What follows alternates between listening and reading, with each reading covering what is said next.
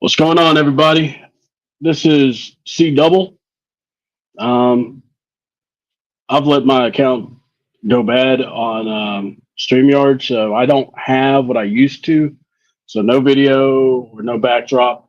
Sorry, I got to work on a lot of stuff, and I don't know. I'm still trying to decide if I want to keep paying for stuff that hasn't been used properly. But anyway, I am here, and I would like to invite y'all to be a part of the show. Um, I will have to find comments because I like being able to read off of him. But right now it's kind of hard when we're trying to get everything set up. Unfortunately, my computer is needing to update, so that's why I'm on my phone right now. So with that being said, I'm going to add him to the stage. What's up? We got Ladarius Brown up in here. Sorry, like I was saying. Yeah, go ahead. I was about to say, I'm sorry. It's called I have no budget and I've lost everything. So yeah, one of those. Hard time.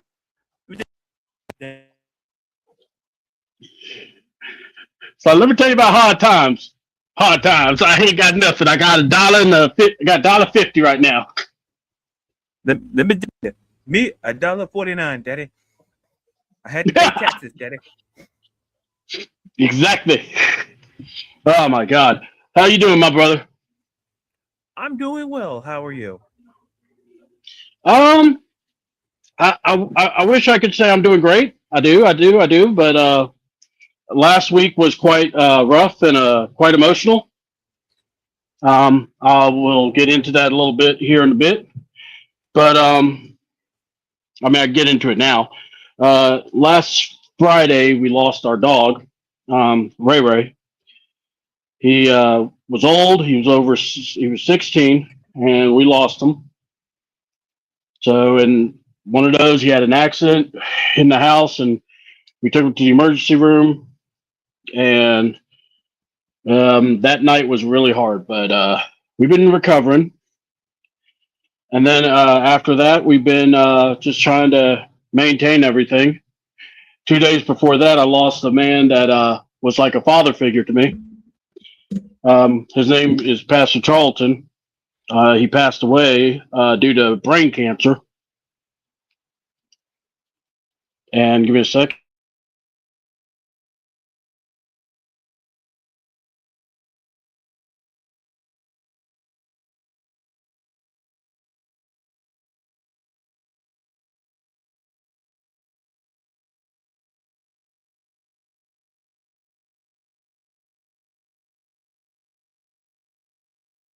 All right. I think we're figuring.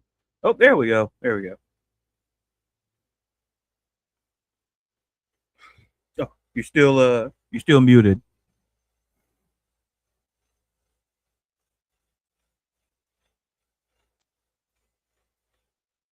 There we go. Man, haven't been doing this in a while, and as you can tell. All right, can everyone hear me? Hello? Yes. Can you hear me? All right. Yes, I can. Okay. We are good. All right, now we can talk. Oh, sorry about that technology. I was trying to listen through my earbuds, and I was like, I can barely hear you. I'm like, this isn't going to work. All right. So with that being said, I lost my he was my youth pastor, became a pastor. Um, he was like a father figure, and yeah, his passing really hit me hard. So I didn't get to say goodbye. Today was his funeral, and I wasn't able to do it because I was taking my son and his girlfriend to work. So the past week has been hard. So with that being said, it's been a rough few days, if you know what I'm saying. Well, like I say, sorry for your loss on both accounts. There. Yeah. It's always tough to lose, especially a mentor. I lost a mentor minus a couple of years ago, and it's and, the impact that they have, and so So I definitely, yeah. So thinking about you there, and then I lost my dog as a kid. I had a dog before I got my cat, and that still kind of hits as well. So yeah. So when it comes at you all at once, sometimes it's just you can dodge so many things, and then when it all comes at you at once, is how you kind of navigate it. So Yeah. I'm gonna be honest. It hit when the pastor passed, but I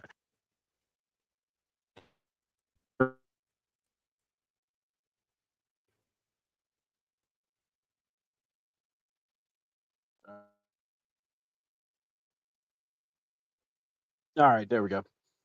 StreamYard's being StreamYard. So I saw that, and it was getting hard, but he went the way he wanted. My dog passing was really hard because my son was with me with my wife, and we were all crying. That's all I could say. And you know what was it? We get home and we're exhausted. We're loving. We only have Bandit now, and we're hugging on him. And the last, I put on trying to get my mind off stuff. I put on SmackDown, and I hate to say this, I had more emotion what I was dealing with than watching SmackDown because this show has no soul. I mean, and we're gonna get into it because, bro, ever since WrestleMania, and it wasn't a good WrestleMania. I tell people this was not. Um, I don't. This had to be going down. I'm trying to pinpoint when it actually went downhill and when Triple H got exposed. But first of all, can we all agree Triple H is not allowed to do PC? He's not allowed to get on a radio, get on a microphone, and talk to the fans because this man is probably he's the guy that he'll show up to if you're at a funeral and go, "Well, he's dead. What you doing tonight?"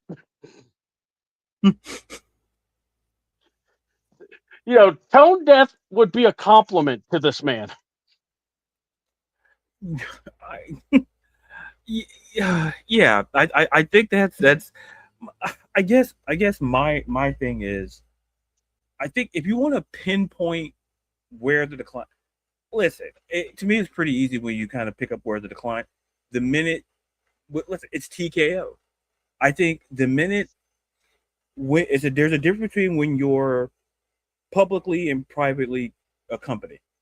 So all those years pre TKO, I relatively thought that WWE was doing great. And what happens is that I understand from a business perspective. You want to bring in TKO. I get it. I understand it. But the problem is that something has to be sacrificed.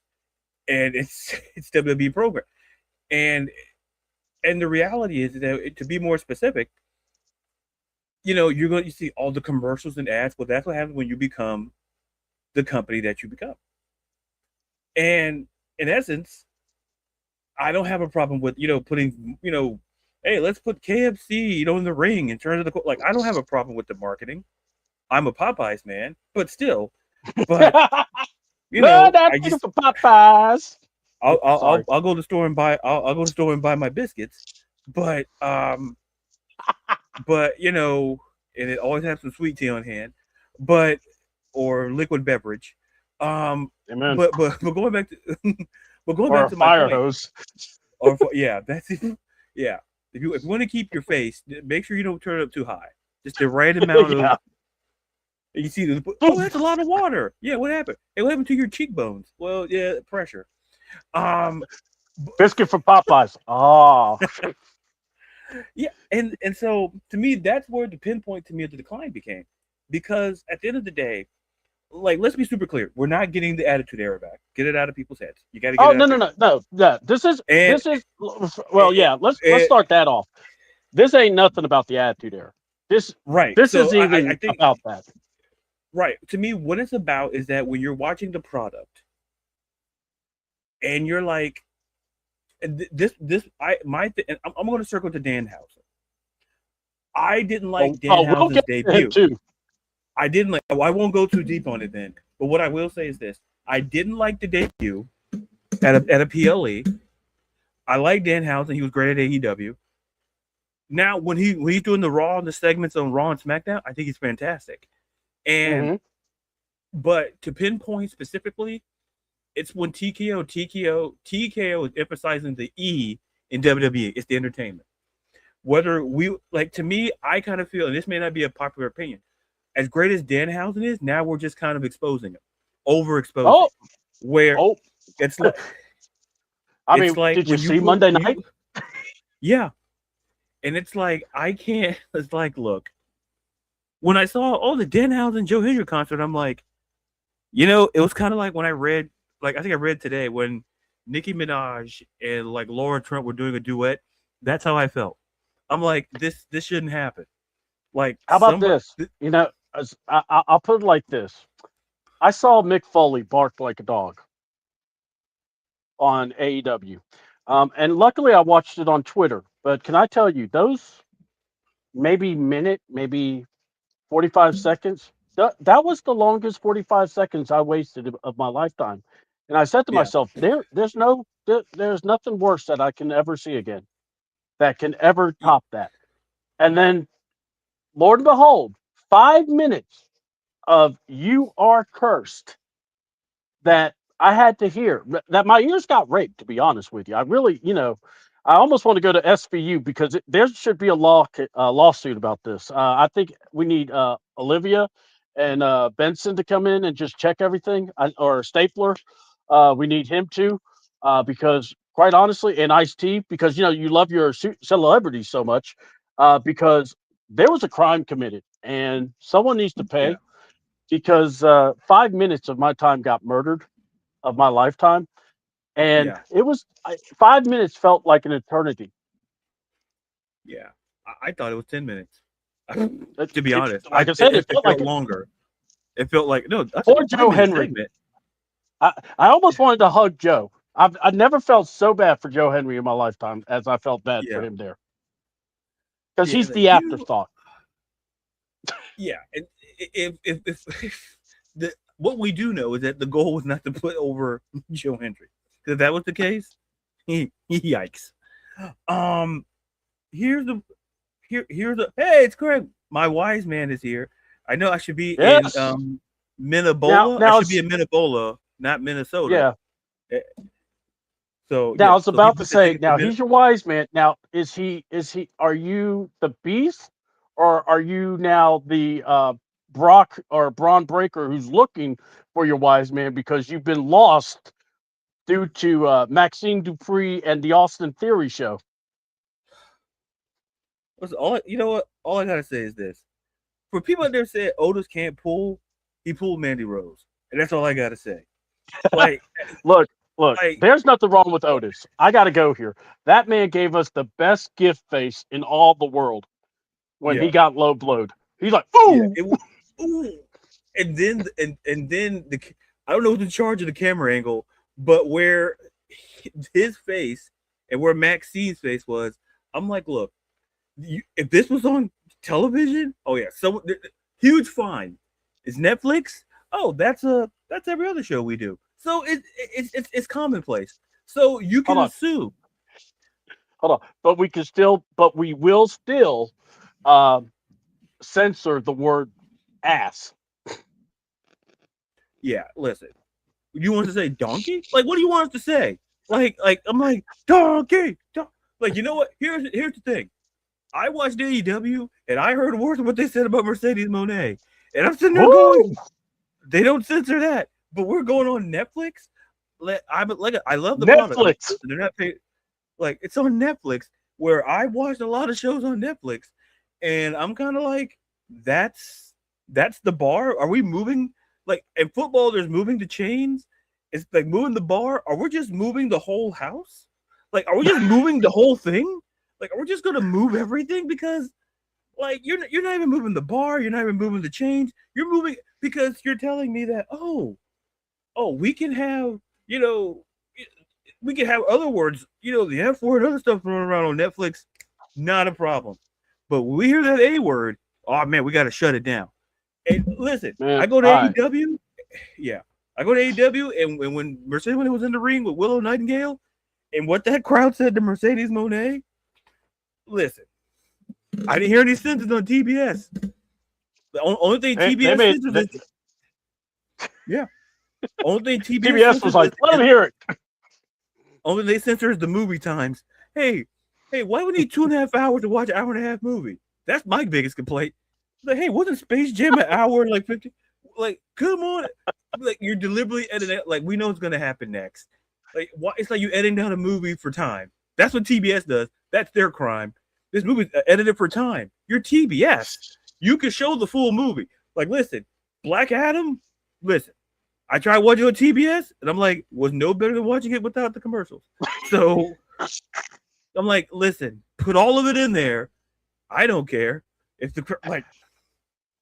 But anyway, I just kind of. I gotta say this. You know it's bad when you actually think to yourself and go, I should never want Vince back. And yell, I want Vince Russo back, bro. But when I hear a human money's on a pole match,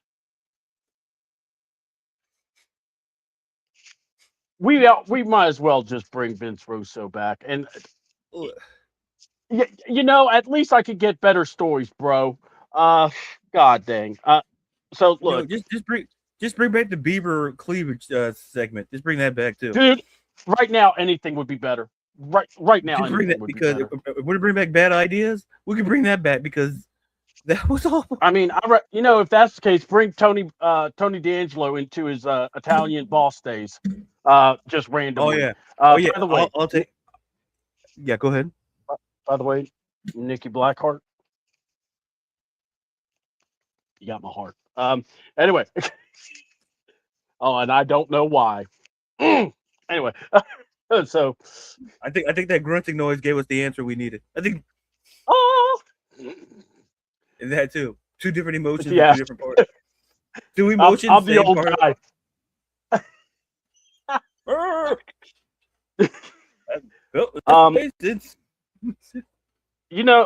right. So look, my theory is this. I don't blame. It's like this. TKO is a big problem. It is. I gotta look at Hunter because the ball stops with him. With Dana White, he's still the guy in charge of. Hold on. Oh, hold on. We gotta show this comment. So give me a second. We'll show on stage. Okay, there we go. We got. My theory is this: Austin. Dude, the way he had his. Oh, Ladarius dropped out. All right, Ladarius, get back in here, and I'll bring you back in. All right, so and we're going to talk SummerSlam. So get ready. My thought about this: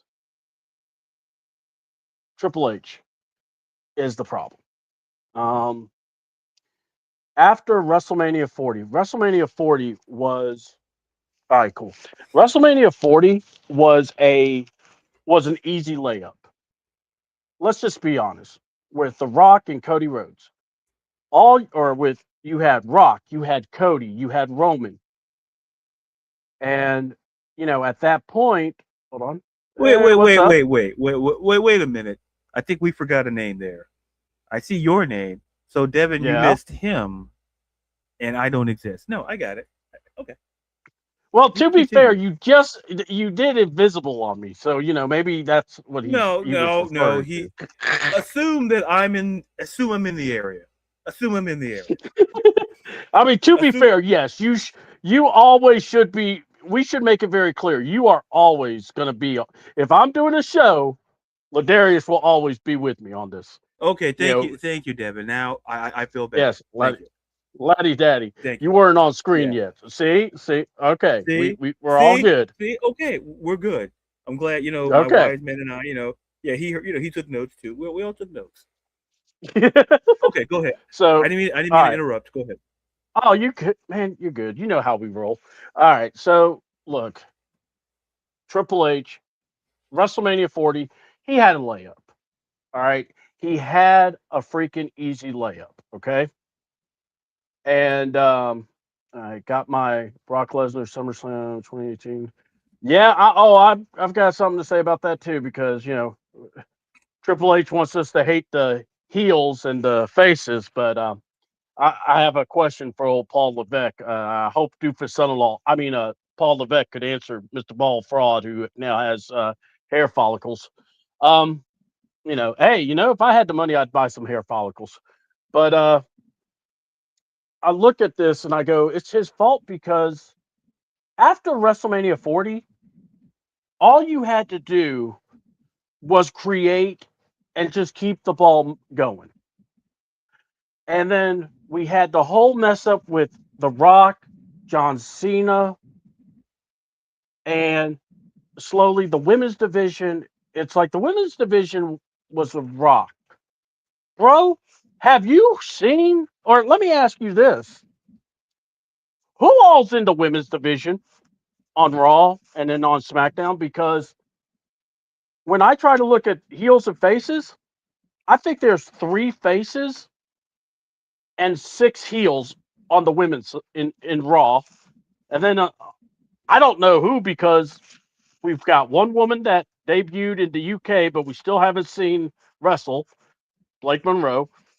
Um, Jordan Grace is now in the new role of Carmen Sandiego. We can't find her. Um, and then you got Fatal Influence, who are in the Bella portal of hell. Um, and so is Paige. Dude, we've got problems. Becky Lynch is the smartest woman in the world. She's on I'm vacation. sorry. Right. Yeah. You see that, America. Remember that stuff I told about Becky Lynch? You see, I was like Joan of Arc. I was on the stake. I was sitting there. Yeah, I was putting them. By the way, it was winter, so it really did kind of warm me down. But still kind of burned a bit. Still kind of burned a bit. I'm still from Florida, so let's not put too much heat. But no, I mean to cut you off. But to your point, you're right. Here's the problem.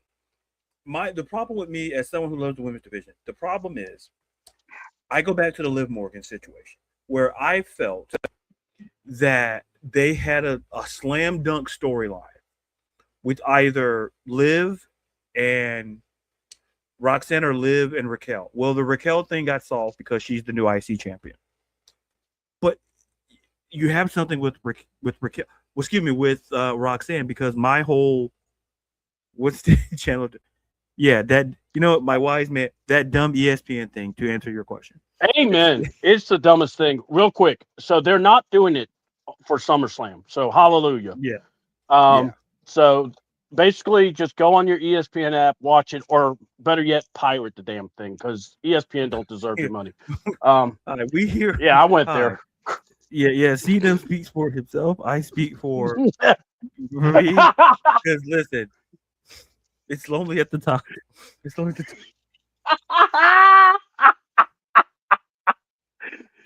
Yeah, what's Titanic? Yeah, I left the boat 10 minutes ago. I saw that iceberg about 10. Hold on.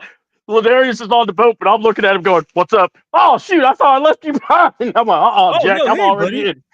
Hey buddy, I'm glad you're here. Son of a bitch. I mean, no, hey, great you're here. Man, I did ain't getting feel. on that. I ain't getting on that furniture. Bloop.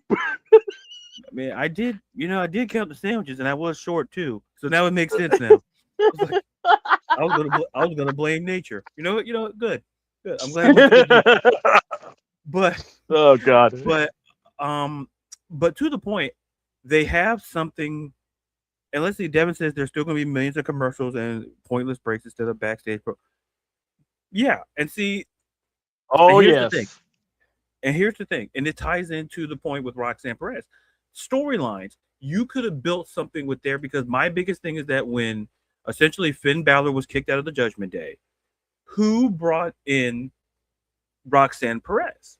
It was Finn Balor.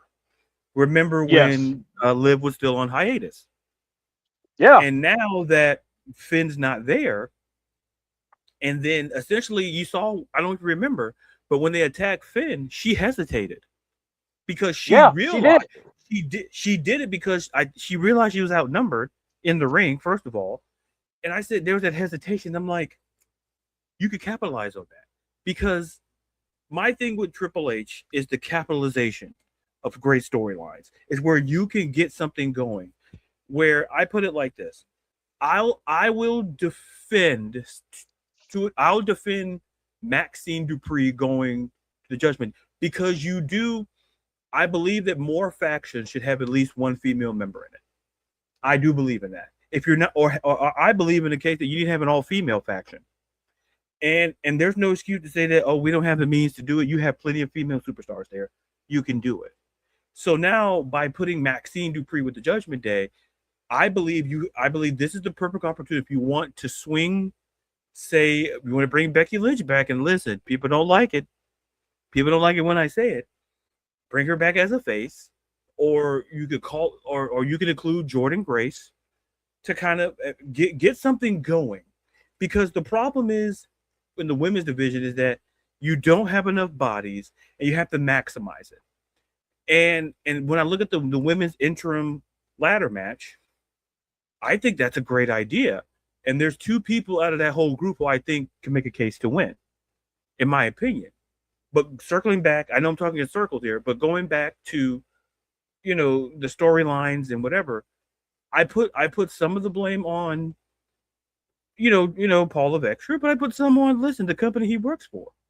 Because they're like essentially, I guarantee you, Triple H doesn't want to push, say, if he could give more time to the women's division, I think simply put, like my whole theory is coming to reality. I've always said that the women's division has always hung around two different people, Rhea Ripley and Bianca Belair. Neither one are there. Neither one are there. Yep. And I got so now you have to figure out now, who do you have to push? Who do you have to elevate? And Becky Lynch to me is right there. She's in that second tier. To me, not saying she doesn't have star power, but I think at this point of her career, she doesn't have to be things revolve around her, but she's at the putting over people stage, where I think you're seeing with Bayley and I think you're going to see that with Charlotte Flair, with Jade Cargill down the road. But the problem is that you don't listen, just like a team. I don't care how great the Bulls were. If Michael Jordan on the court and you just got Scotty and you got Dennis, that's great. But when you're down 10, where them 10 points going to come from? Could it come from Scotty? Sure. Defense is going to double Scotty. Who's getting the point? That's the problem right now. The women's division is that, okay, you have no Rhea, you have no Bianca. Who has to step up? And that's why this women's the interim, for keyword, Rhea Ripley wasn't stripped. It's the interim. So that's very important, because most times when people are injured, you just strip the belt. So Rhea must be on the road to recovery. But this is the opportunity, and Naomi too. Exactly. Thank you, Devin. And Naomi. So you're without Naomi, you're without Rhea Ripley, you're without Bianca Belair. The problem is, this woman, like, to me, there's two routes you could go. The very first route, which I think should be the right route, is Chelsea Green. I think that's the right route to go. Because if you think about what she's done for that women's division, think about someone who, like, at the beginning of this year, had a great faction. She had Alba Fire, she had Piper Niven, and neither one is released and one is still recovering from an injury. So she had to go solo. Well, I mean, neck. It's career threatening the way they were talking about it too. Yeah. So it's like she's out with injury, and it might be like a big ES situation there. So she's had to kind of go out there and make it on her own. And what she was able to do, I think you put the belt on her because she's entertaining. She can get it done in the ring. And does Matt Cardona know that Chelsea flew with Solo? Listen, I mean, look, the wise man always brings the Look, information.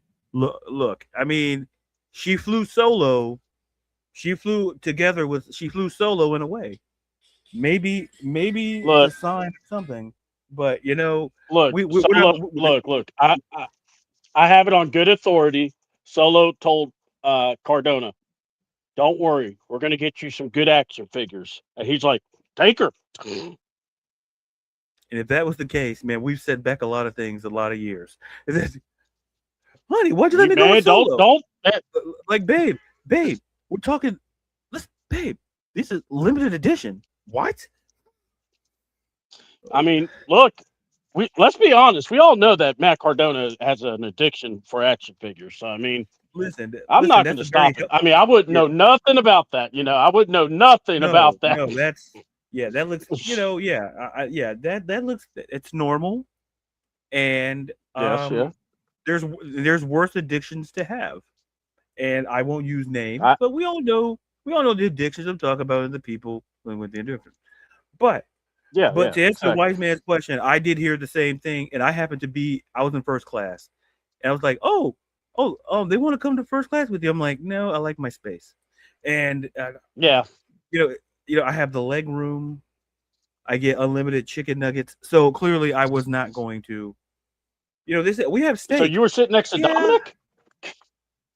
I mean, listen. That's something that's not supposed to be. That's supposed to be under wraps too. But yes, and then, we couldn't have JD McDonough because the forehead and the spacing, it was too much. Yeah, yeah, So yeah. That would take up a lot of room. it's like, I'm sorry, JD, you have to go sit and coach. So He can't it's even not pack personal. that in the overhead department. Yeah, he can't pack that in No, the overhead department. we can't fly. What do you mean we can't fly? We have a JD McDonough. You with AJ France. He has me blocked on Twitter. You know what that sounds?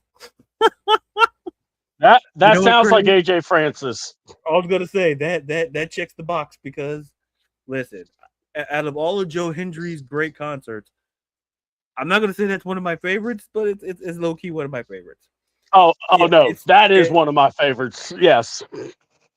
it, it and here another thing. Since we're talking about AJ, which I'll talk a little about TNA. Look, Oh boy. Yeah.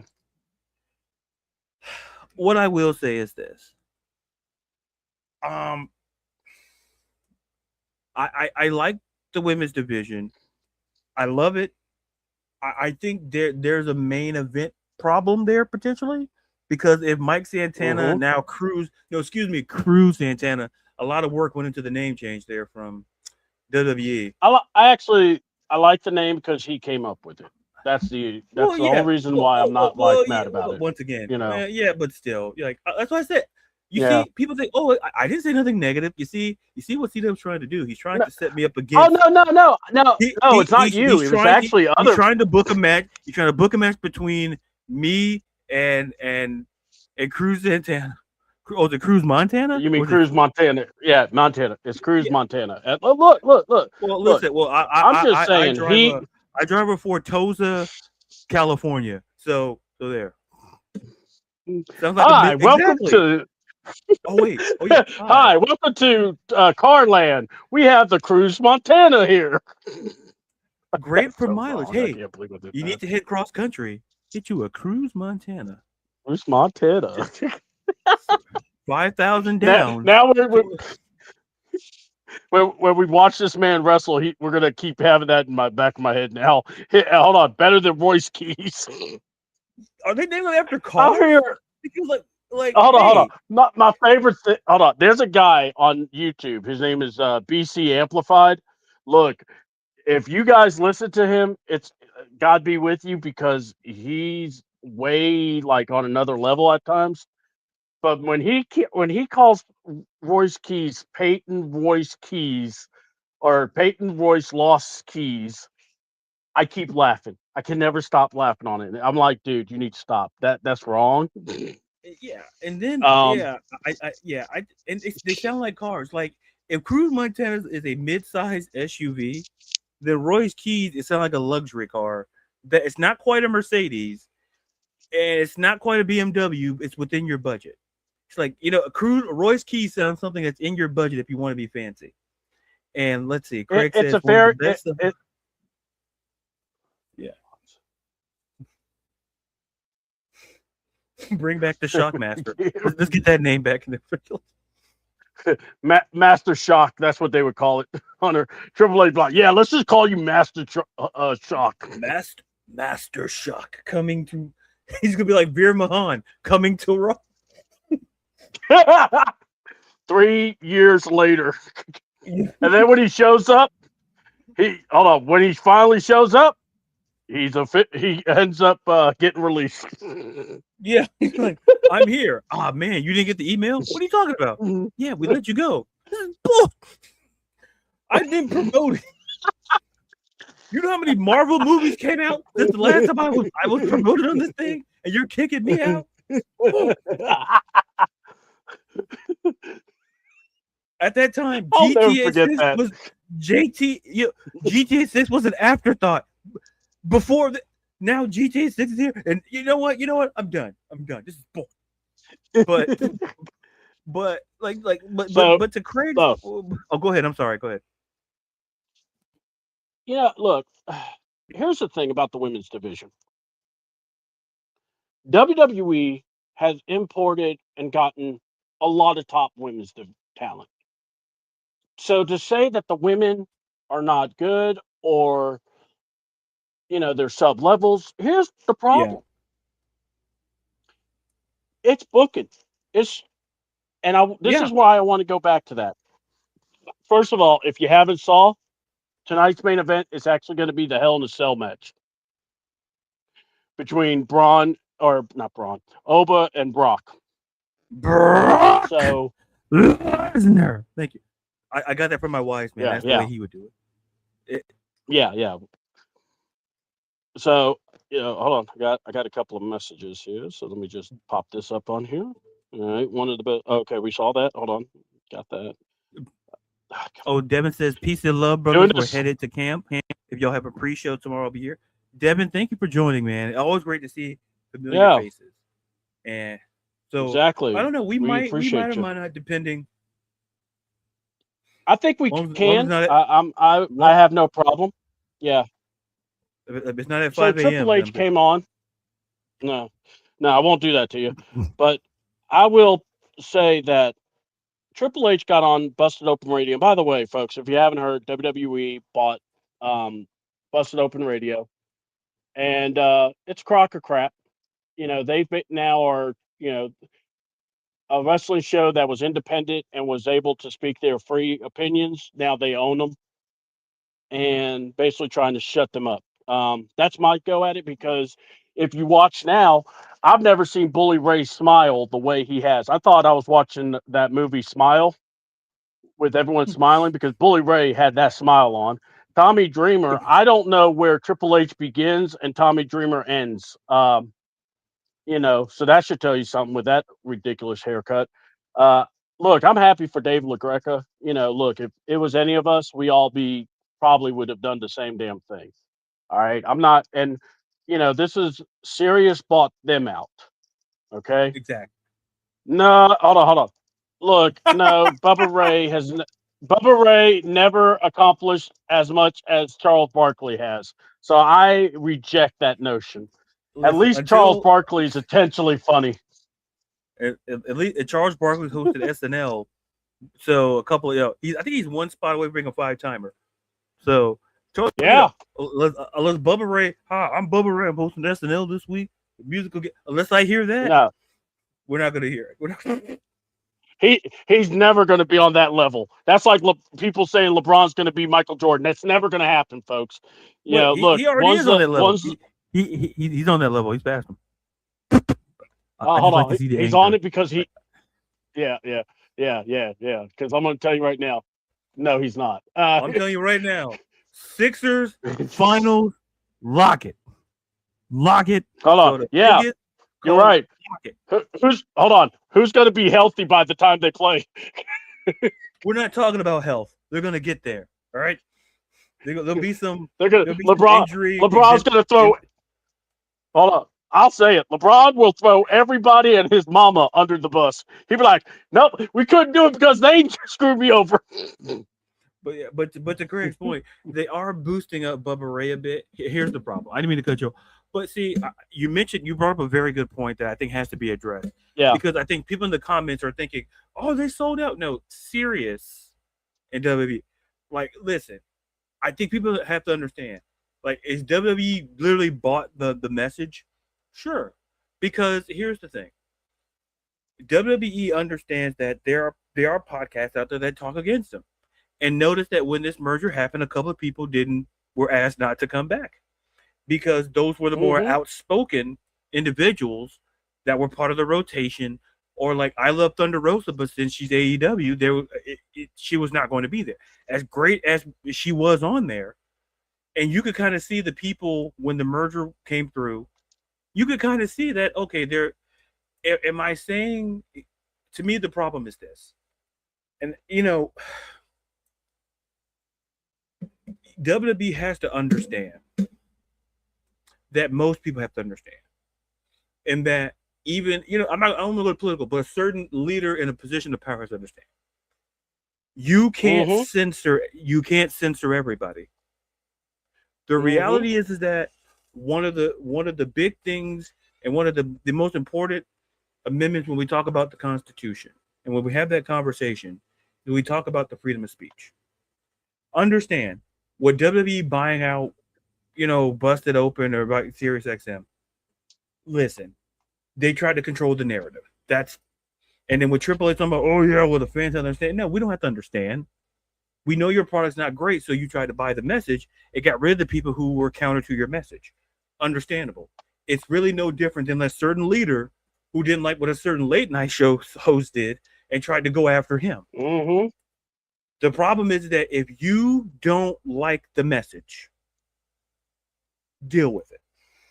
Because at the end of the day, you have to be able, and like I said, I'm not knocking the merger. I'm not knocking the WWE buying out because that's business. That's business. Yeah. But all my point is that now, as someone who has SiriusXM, it makes it harder to listen because now I'm not going to get that counteraction. I'm not going to get that kind of like the show. I remember back in the day on CNN had the show Crossfire, where it would have two differentiating opinions. And that's what made that show great. You need two different opinions. But now I go on Busted Open, I'm listening, oh, WWE is great. No, it's not. Like, if you really believe that Danhausen and Joe Hendry's segment was great, let's be honest. Then you must think Milli Vanilli is the greatest singer of the century. Knowing, I mean, they were entertaining. Yeah, they were until like their record skipped until someone got fired for that, and then they got exposed. All I gotta say to that situation is somebody it's true. And then we're like, girl, somebody got fired for that right there. They were standing right next to the record player. All they had to do was make sure it didn't skip. That was it. They were probably paid a couple of grand to do it. It was the 80s. They were probably like, listen, it wasn't that bad. Wasn't that bad? Like, hey, here's $5,000. Make sure our record doesn't skip when we're on the stage. Great. But going back, but to finish the point is that I'm not upset at the merger. Is that understand is that don't be mad at the people who are a part of it because they didn't have a say in it. And now it feels like it's more agenda driven. And will it change the way you listen to it? Sure. Because they got rid of the people who spoke out against WWE, which is counter to the point that you need a counterpoint. Because WWE the last couple of weeks, Raw and SmackDown, listen, this build up to SummerSlam is about Brock and Oba and they're putting that through like Seth and Roman. Check 1 2 1 2. We're doing a rap thing. Check 2 1 2. I'm on the beat in the street. Okay, sorry. Okay, I'm done. Oh wow, my face is bigger. That's not good for that's not good for technology.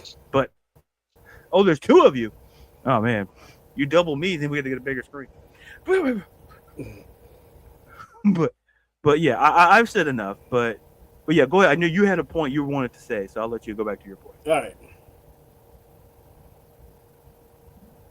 All right. Yeah, just give me a second. I'm just getting. I was trying to get my computer going, so I was appreciating you talking. Actually, you were helping me out big time without even knowing it. There we go. There we go. Get this out of my ear. All right. You there? I hope I didn't disconnect you. All right.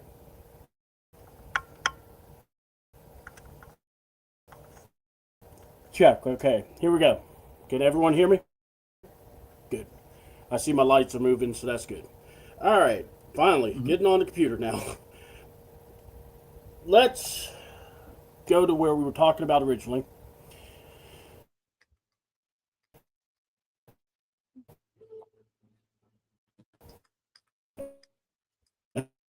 And that is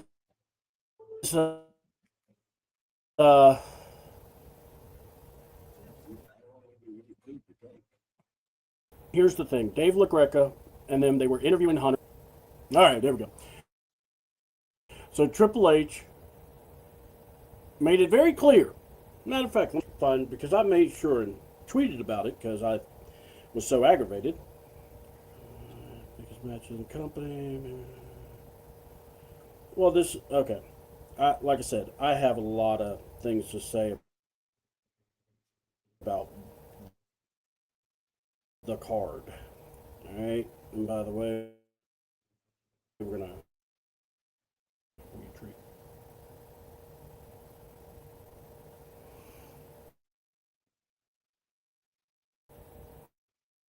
Because I'm going to find the doofus son of... People say stupid stuff, guess what? You're going to get different stupid rewards. Play dumb games, you get dumb prizes. By the way, one of the leaks was they were showing that Penta and Ray Phoenix were teaming up together, and I'm going, yeah, we need that, by the way. I want to see them team up. It was ridiculous to wait as long as you did, but, here we are. Come on. This is ridiculous. I forgot how long ago it was, so I gotta, scroll a lot. By the way, Chad Gable actually thanked The Undertaker and Jeremy Borash for helping him get out of his shell, which is really impressive because you think about it, Chad Gable's actually very... Yeah, I think that was very. I thought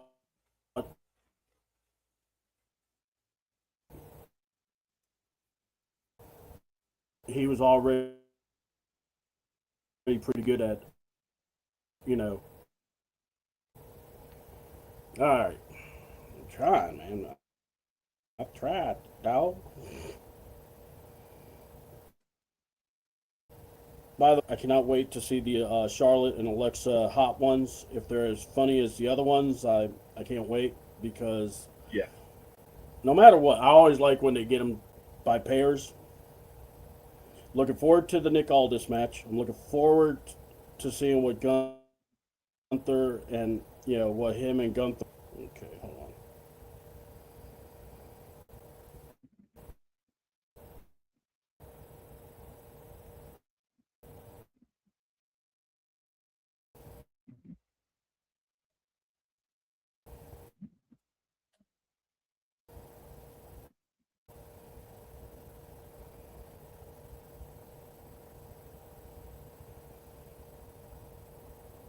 All right. Found it. It took me a while. So Triple H, basically, if you haven't saw, he was on Busted Open Radio, and it was the passion it should be is what drives you. It's no different than the NFL, and I'm so glad me and Ladarius are together on this because we talk about the NFL. We're guys that have never played a down of football in their lives or haven't played since Pee Wee or whatever are screaming and ranting the coach sucks and he knows nothing about football, doesn't understand the game, about the game. Why would he run that play? Why would he do this? Why would they draft that guy? There's millions of reasons why, but it's that passion. Here we go, because this man, Triple H now, world's greatest sports fan. When you ask, do you like, he would probably be the guy that says, yeah, I love the sports. So, just like the NFL or the NBA, Major League Baseball, people sit on their couch and I'm done. I'm never watching the Knicks. Because, we got to talk about the Knicks. The Knicks. Hey, the Knicks won the championship because of us, Yeah, because of us. No, we weren't jumping on no bandwagon or nothing. We didn't do a whole show around the Knicks. I mean, no, come on. And they suck, and then they'll win, and now they're the greatest thing ever. And it's amazing. It's passion at the end of the day. It's why we do what we do. Love that line. It's why we do what we do. I wish sometimes we could just put that passion into the talent, as opposed as when somebody gets heat in our business, like, God, why would they have right that way? As opposed to, that's no good, piece of crap did this. There's something to say of innocence, of knowing it's still real to me, damn it. It is, and I love that, and I love the hate, and I love the love. It's passion, it's what we do. Hunter, this is why you should never go to a funeral, or you should, go to a wake and, look at the woman and go, damn, you're fat. Or, look at the person and go, damn, they look bad. Because you would say that. Also, reading this tells me everything I need to know about you, because you're the special Riri that we all look at and go, here, put this on your head and go ride your unicycle by yourself. Look, I hate when someone tells me, well, you never played football. How do you know? I got 2 eyes, I have ears, and I'm watching. We all knew that Zach Robinson was trash. We all knew that Raheem, with his tight pants and his, showing his ankles off, Ron would tell you, because he has the baby powder to prove it. All right? We all knew about this. Okay? We have seen stupidity. But Triple H, I love that you brought all this up. You're right. We should be mean to the heels, and we should just have fun. Question, Triple H. Who the hell are the heels? Who the hell are the faces? I'm watching. Correct me if I'm wrong. There's a 6-man tag match. LA Knight, Royce Keys, Solo Sikoa. By the way, Solo's doing some great work. I really am liking Solo. He's the only one with a brain, also. What are we doing? I mean, talk to me, please. Solo Sikoa, or so their faces. Oh, no. We got the Usos because we got to eat. But Jay still is confused because he's dressing like Dom Toretto, trying to look like he's all black and ready to fight somebody. I mean, what are we doing? Jacob, hasn't been the same since, he loved Solo, and then now, he loves Roman, and now he's cucked.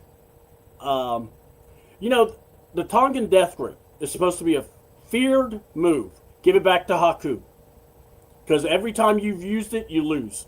You're not allowed to use it. You're obviously not bringing death on anybody. Because they still live after you do it. There's no one that's spitting up blood. So, sorry, Tongan death grip, more like Tommen, I'm going to play with your Adam's apple. It's pathetic. And Triple H, correct me if I'm wrong. You're also the same man later in this interview that talked about Brock and Oba, who's in the main event of night 1 of SummerSlam. You just told the world they hang out together. that Oba's taking notes from Brock. And you're also the guy that's the face of Unreal.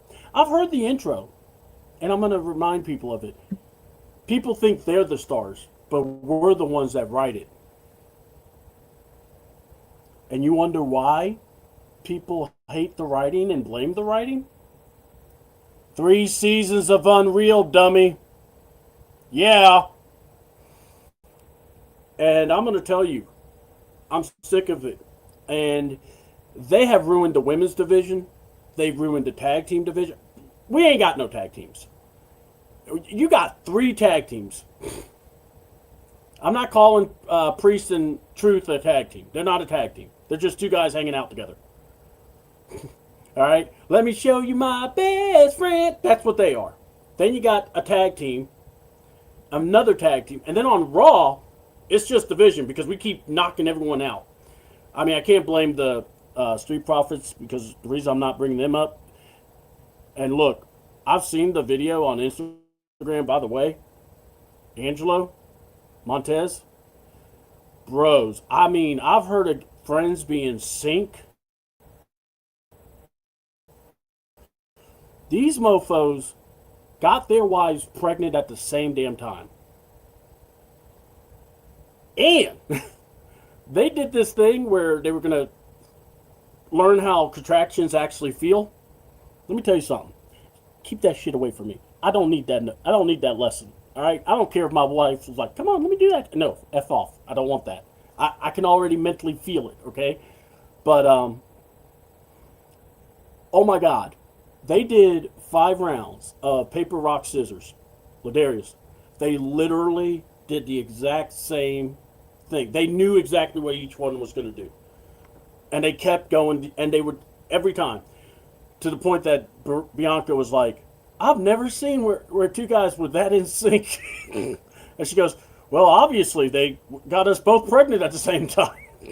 So, Street Profits are with their ladies.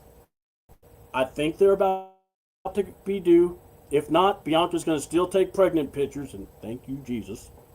But yeah, dude, Triple H, to say blame the heels and the faces, you can't do that when you can't tell me who the faces and the heels are. I think that's probably the dumbest thing you could do. What say you? No. Yeah? I guess my thing is this. I look at it twofold. I look at it as, well, the football comparison, I'll say this. You don't have to be an expert. You don't have to play the game. You don't have to have coach. Because there's plenty of people in the industry who could talk circles around people who've actually played the game. And like, i.e. Mina Kimes. So you don't have to be a player or a coach in the league, no matter what sport it is. If you've known it enough, if you followed enough, you understand the product enough, you have a gist of what's going on. That's number one. Number two, I truly do believe that, first of all, I've never watched a season of Unreal, nor do I have, because I've said that it's a terrible idea from the word go. I've never watched a season of it because what are we doing?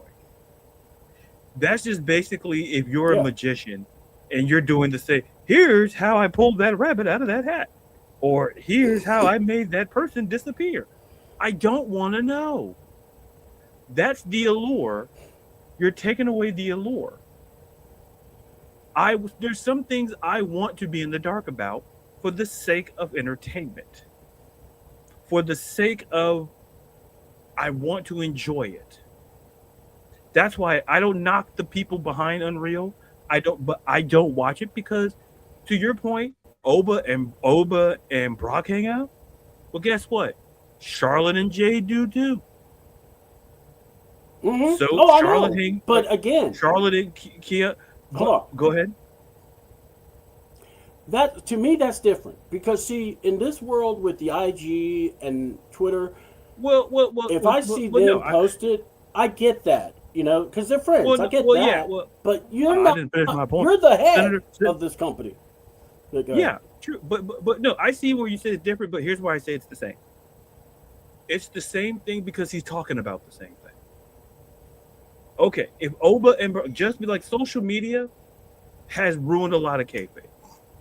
I don't need to be the one to say that. It's pretty obvious.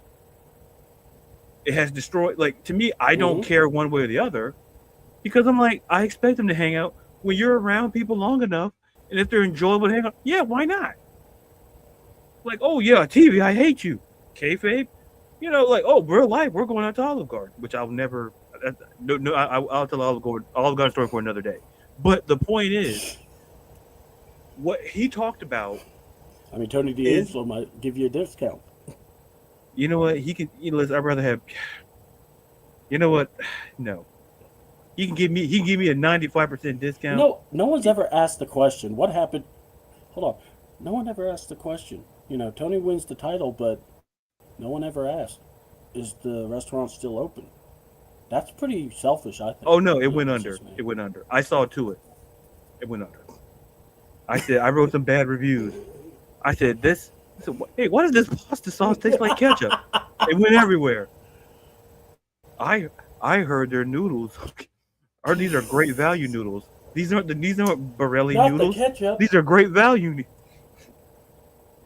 They don't. Yeah, that pot. You see that pasta machine back there? That's for decorative purposes.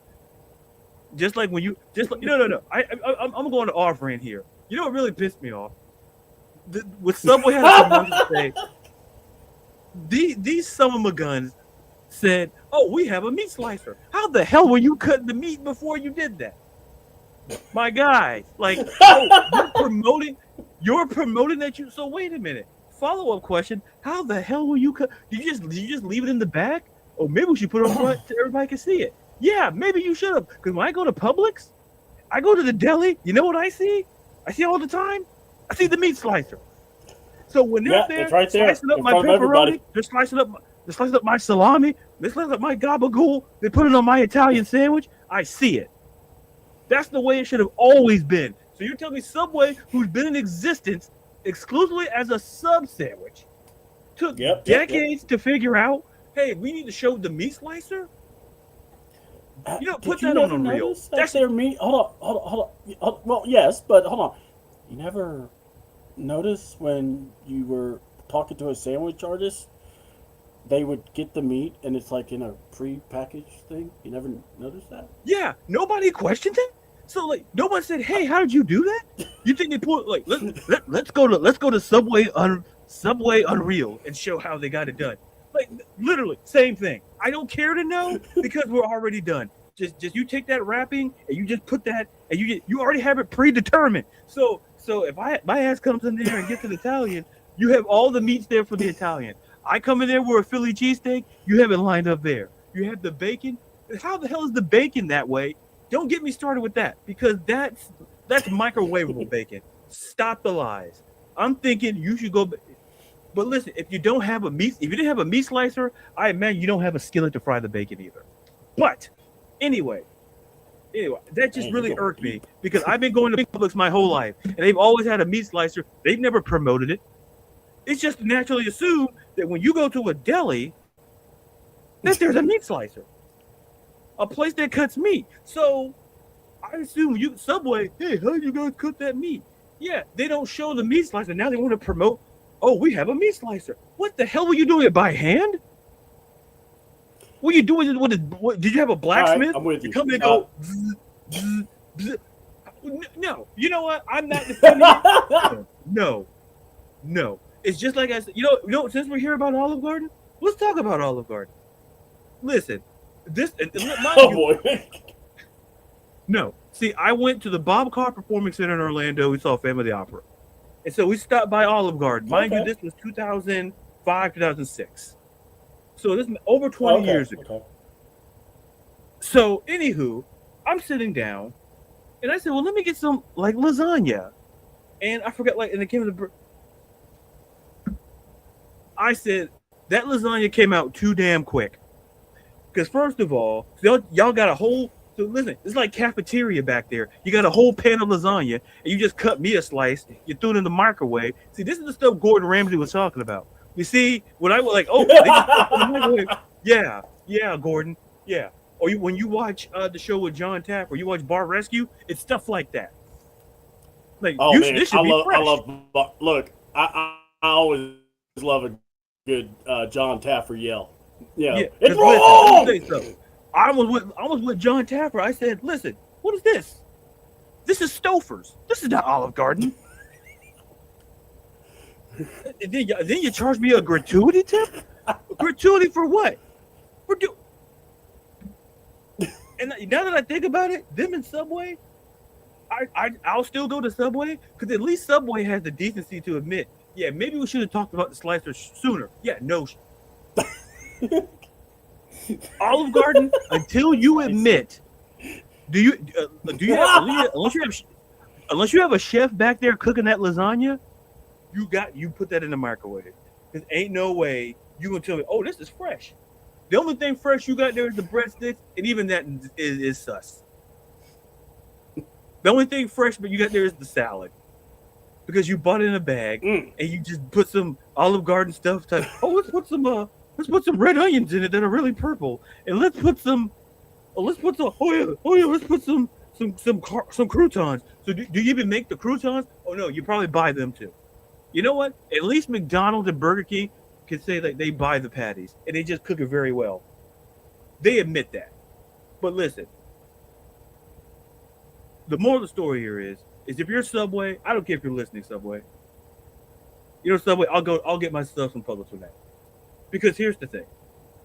You've been cutting this meat, and now you're going to admit, oh, we have a meat slicer? What the hell is wrong with you? That's like basically, you know that's admitting? That's like admitting that, oh, I have a son, until your son crashes your retirement party. That's the same thing. Oh yeah, you know, where's your kid? Oh man, he's around. I'm right here, Dad. Boom. Like you know what? You were treated just like that Subway slicer in the back. You were put in the back until it was revealed, hey, maybe this could help me out. Hey, this is my kid.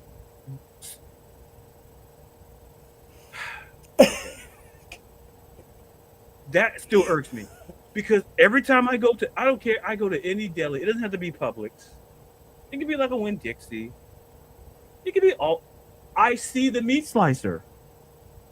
I go to a place that makes subs, and we're just now promoting the fact, hey, we have a meat slicer. No, and you know what? Here's the thing. Hey, everybody, bring it in.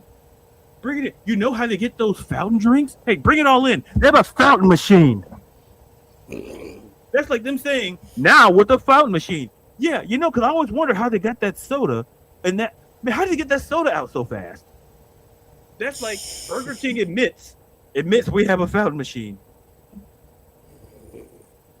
I mean, stop admitting the obvious. How are you cutting that meat? You listen, unless you got a chef. What do you got back there? You got Chef Louis back there? What you got cutting the meat? You got the butcher down in Schenectady? Like, what are you doing? Like, oh, we have a meat slicer. Remember that indie wrestler who was the pizza wrestler who had the pizza twirling thing? Yeah. So would he qualify as a chef for you? You know what? He's much as a chef as the Subway meat slicer slices meat. Well, remember, Subway have sandwich artists. They are not sandwich makers. Artists? What are they? What are they? What, Picasso or Pink Floyd? What do you mean by artist? What the hell do you mean by artist? Oh, here, I put your mustard this way.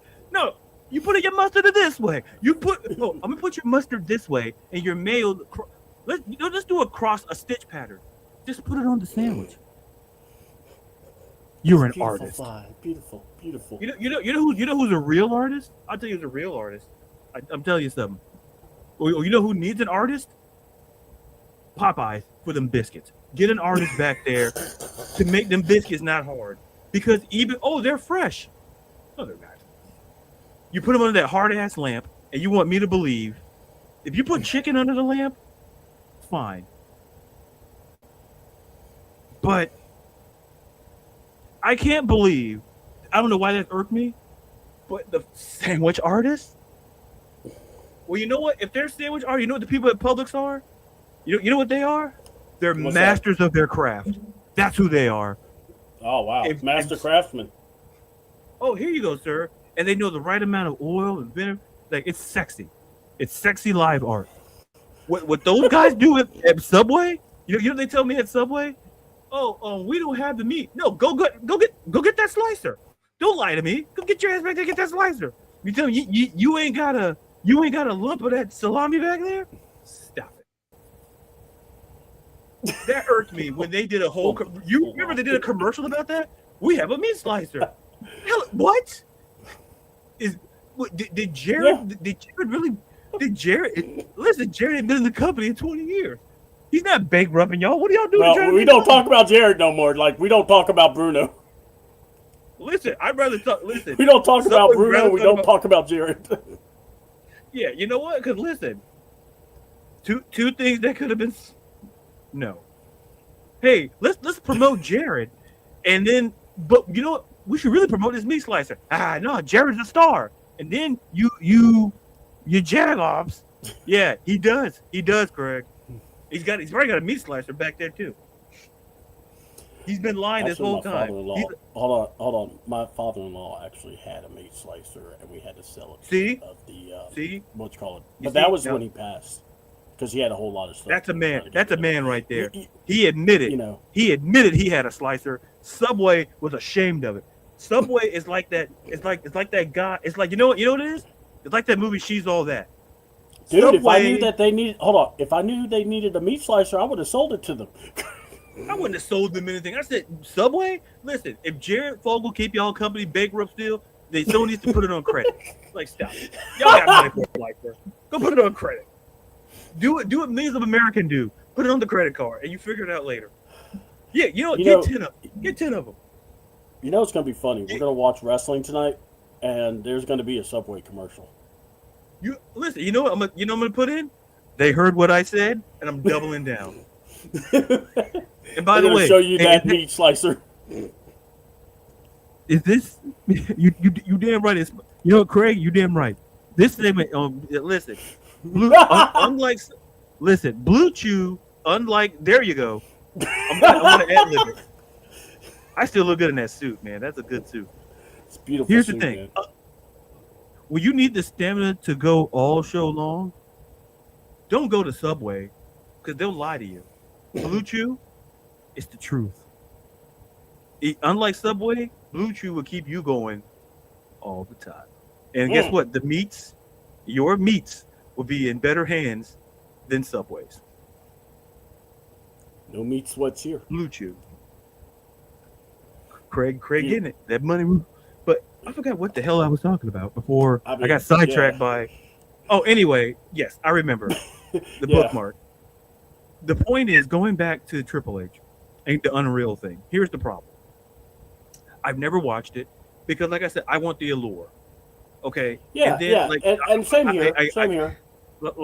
I get your point about like it's two different things between Charlotte and, but here's why it's the same. Because it's the same, but in two different ways. See, basically, to your point, Triple H just basically said what we already knew. Because even if you watch the Brock and Oba segments, you know there's something there. Yeah, yeah. No, There's- I get there- that. Yes. So, but the problem is that the only difference between that and what the whole Charlotte and Jade thing is that Paul, my guy, went on radio And just said it. "Oh," it said it. It's like at least with Charlotte, it's the same thing with Charlotte and Jade, but at least they're not trying to hide the fact. Well, like- okay, hold on. Let me bring this up. Go Charlotte ahead. and Jade, it's like, yeah, they're friends, okay? You're right. Yeah, And look. I saw Arn Anderson and Dusty Rhodes hang out, okay, as Yeah. a kid. I saw Ivan Koloff hanging out with Animal, okay? So I get it. What I'm saying, though, I saw There was Scooby-Doo hanging out with old man Jenkins. Continue. Yeah. But what I'm saying is, that is different because that would be like Vince McMahon saying Hulk Hogan and Iron Sheik are the best of friends. He never would. And look, as a promoter and as a man of content, you've got to protect something. And look, Triple H with WWE Unreal and the crap they do in the rooms where they're trying to figure stuff out. Talk about being tone deaf to your product. That's the problem. I mean, Road Dogg was supposed to make it look bad, but ever since Road Dogg got out, the products look worse. Yeah. And I mean, I'm talking about not just and my thing. Yeah, I know. I'm about to go there. Hold on, let me put it out there. Can you ever truly be friends with a robot? Come on. I don't know. If that movie Her tells us anything, yeah, that's true. Well, look, Charlotte, she's been moving up on the list. She's been moving up the list. That's all I'm gonna say. She's moving up the list. Wait, do your finger. Wait, don't do your finger like that. Whoa. What are you talking about? What are you, you know? Yeah. I mean, I'm just saying. I mean, you know, I saw. You know. I saw that Rhea Factor. You can't do this. I mean, no, I would never do that. That would be wrong. I mean, that would be totally wrong right here. Oh, I'm sorry. I was trying to make it like, you know, this is a lock. You know, that's all I'm saying. But no. Nice try, pal. You know, look. I'm just saying. I appreciate Miss Nikki Blackheart. I'm trying to remember the ring name now because I like it. I like the curves. I like the butt. I mean I just like her physique. I think she's a very beautiful woman. Exactly. So, coincidence? I think not. Coincidence? I start pumping Blue Chew, and this guy's pumping out a list. I mean, there's a pump list, all right. I can't lie. I mean, he's not talking about his favorite gas stations either. Oh no, that's another list. I mean, that's look, you got Quick Trip with the best pretzels. You got Murphy's gasoline or Murphy's USA because they got the discount with Walmart, so that's 10 cents every time you go there. Oh wait a minute, no. I didn't know you were actually not asking that. All right, yeah. So I just think when Hunter said you need to be mad with the baby faces and heels, this is why I'm trying to go back to. Who are they? You have not done a good job. He doesn't know. No, exactly. No one does. The fans don't. I've been to the show. Yeah. Because, to your point, and this is why I agree. I didn't mean to cut you off. But this was an issue. This is where I kept saying and think about the people they tried to do face and baby heel, how they tried to do it. Like Becky Lynch. They initially wanted Becky Lynch to be a heel. And she was good too. And she was great. But the crowd's like, wait, we like that. And then all of a sudden she began, and it's like, wait, she was booked as a wait a minute, she was a heel. Her heel run got better when AJ Lee showed up. Yeah, because of and it wasn't because of AJ Lee. It's just it was because everyone loved AJ Lee and they didn't want to boo her, but they didn't give a damn about Bayley and Lyra and anyone else. And it's like they didn't care. Oh yeah, go ahead. Yeah, 100% right. And that's where the fans see when he says the comment. Oh, you know you've never played. No, you don't have to step on a football field. No. To take a tackle or throw a football to understand it's the same thing in wrestling. All top people have too many fans to have everyone. It can't work large scale like it used to be, like cats out of the bag. Yeah. And see, the problem is, the booking doesn't help. Because the reality is this. You don't want to boo AJ Lee. AJ Lee was never going to get booed during her run. She was never going to get booed. So you put her with Becky, who's naturally going to get those boos. And think about this. Think about Charlotte Flair. And I think we talked about this when she was in Cleveland and she tried to tell that story. And that crowd pulled the Showtime at the Apollo. They booed her so bad. And now she's one of the biggest faces now because there you go. You know what? What was great about Charlotte? She put the work in. Yeah, it wasn't one of those, let's force it down her throat. Right. Like the whole Roman Reigns thing, Reigns thing with the Shield, that was forced. Because it's like, no, I don't like him. Stop. Like, with Charlotte, so that progression from Cleveland to where we got to now, that took work. And And I'm going to tell you, that was after WrestleMania, and that was like a shit storm. And then you go to SummerSlam, they did God's work with that tag team. And credit to Alexa, Charlotte. I would give credit to the writer, I don't know, but my thing is this. What a good job they did. And I'm not mad at Charlotte with Jade. I think you could tell they were supposed to have a match at SummerSlam. Correct. You could tell. Now, and it was also mentioned because that's a SummerSlam match. Yeah. That's a SummerSlam match. Now I'm gonna tell you. To me, Jade's still getting exposed. She's not that good. And I know listen, look. I'm not disagreeing. And why do you think she has the faction? Yeah. And I know why, but I mean I'm gonna also say the following. Charlotte, be careful wrestling her because there could be an injury coming. Because every time she's wrestled someone, they get hurt. It was another one. I agree. I think that's why they were very careful with choosing Charlotte. They trust Charlotte. Yeah. Because it was going to happen. Like, they were going to do it. And I'm glad they are. Timing, they were waiting for Charlotte to be like, okay, was she fully healed, healthy, whatever? She was never. So they were like, we trust. See, I equate it to this. And this is where once again, it's my excuse to bring up Seth Rollins.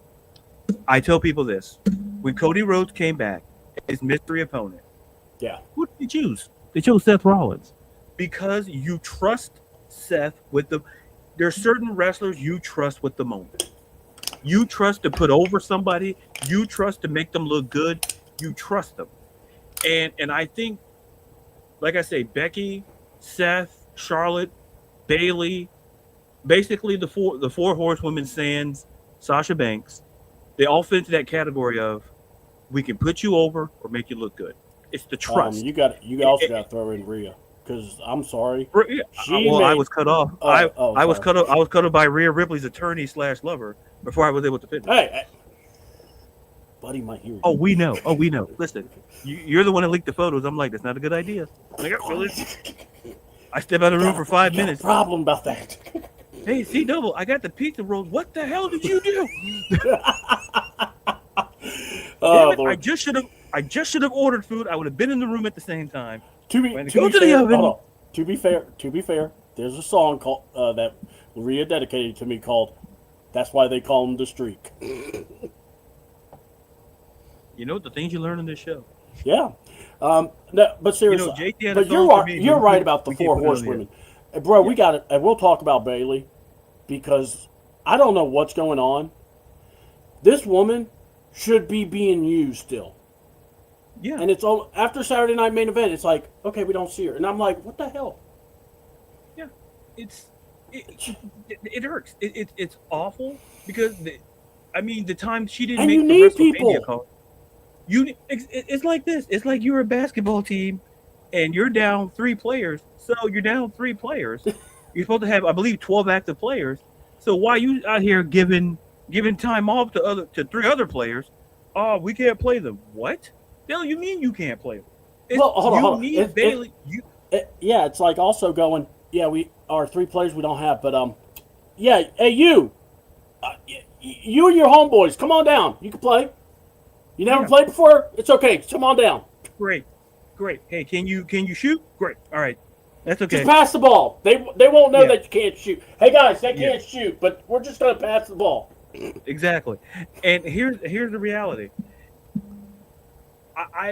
Bayley has been the person she's put over so many people. She's in the same character, 4 horsewomen.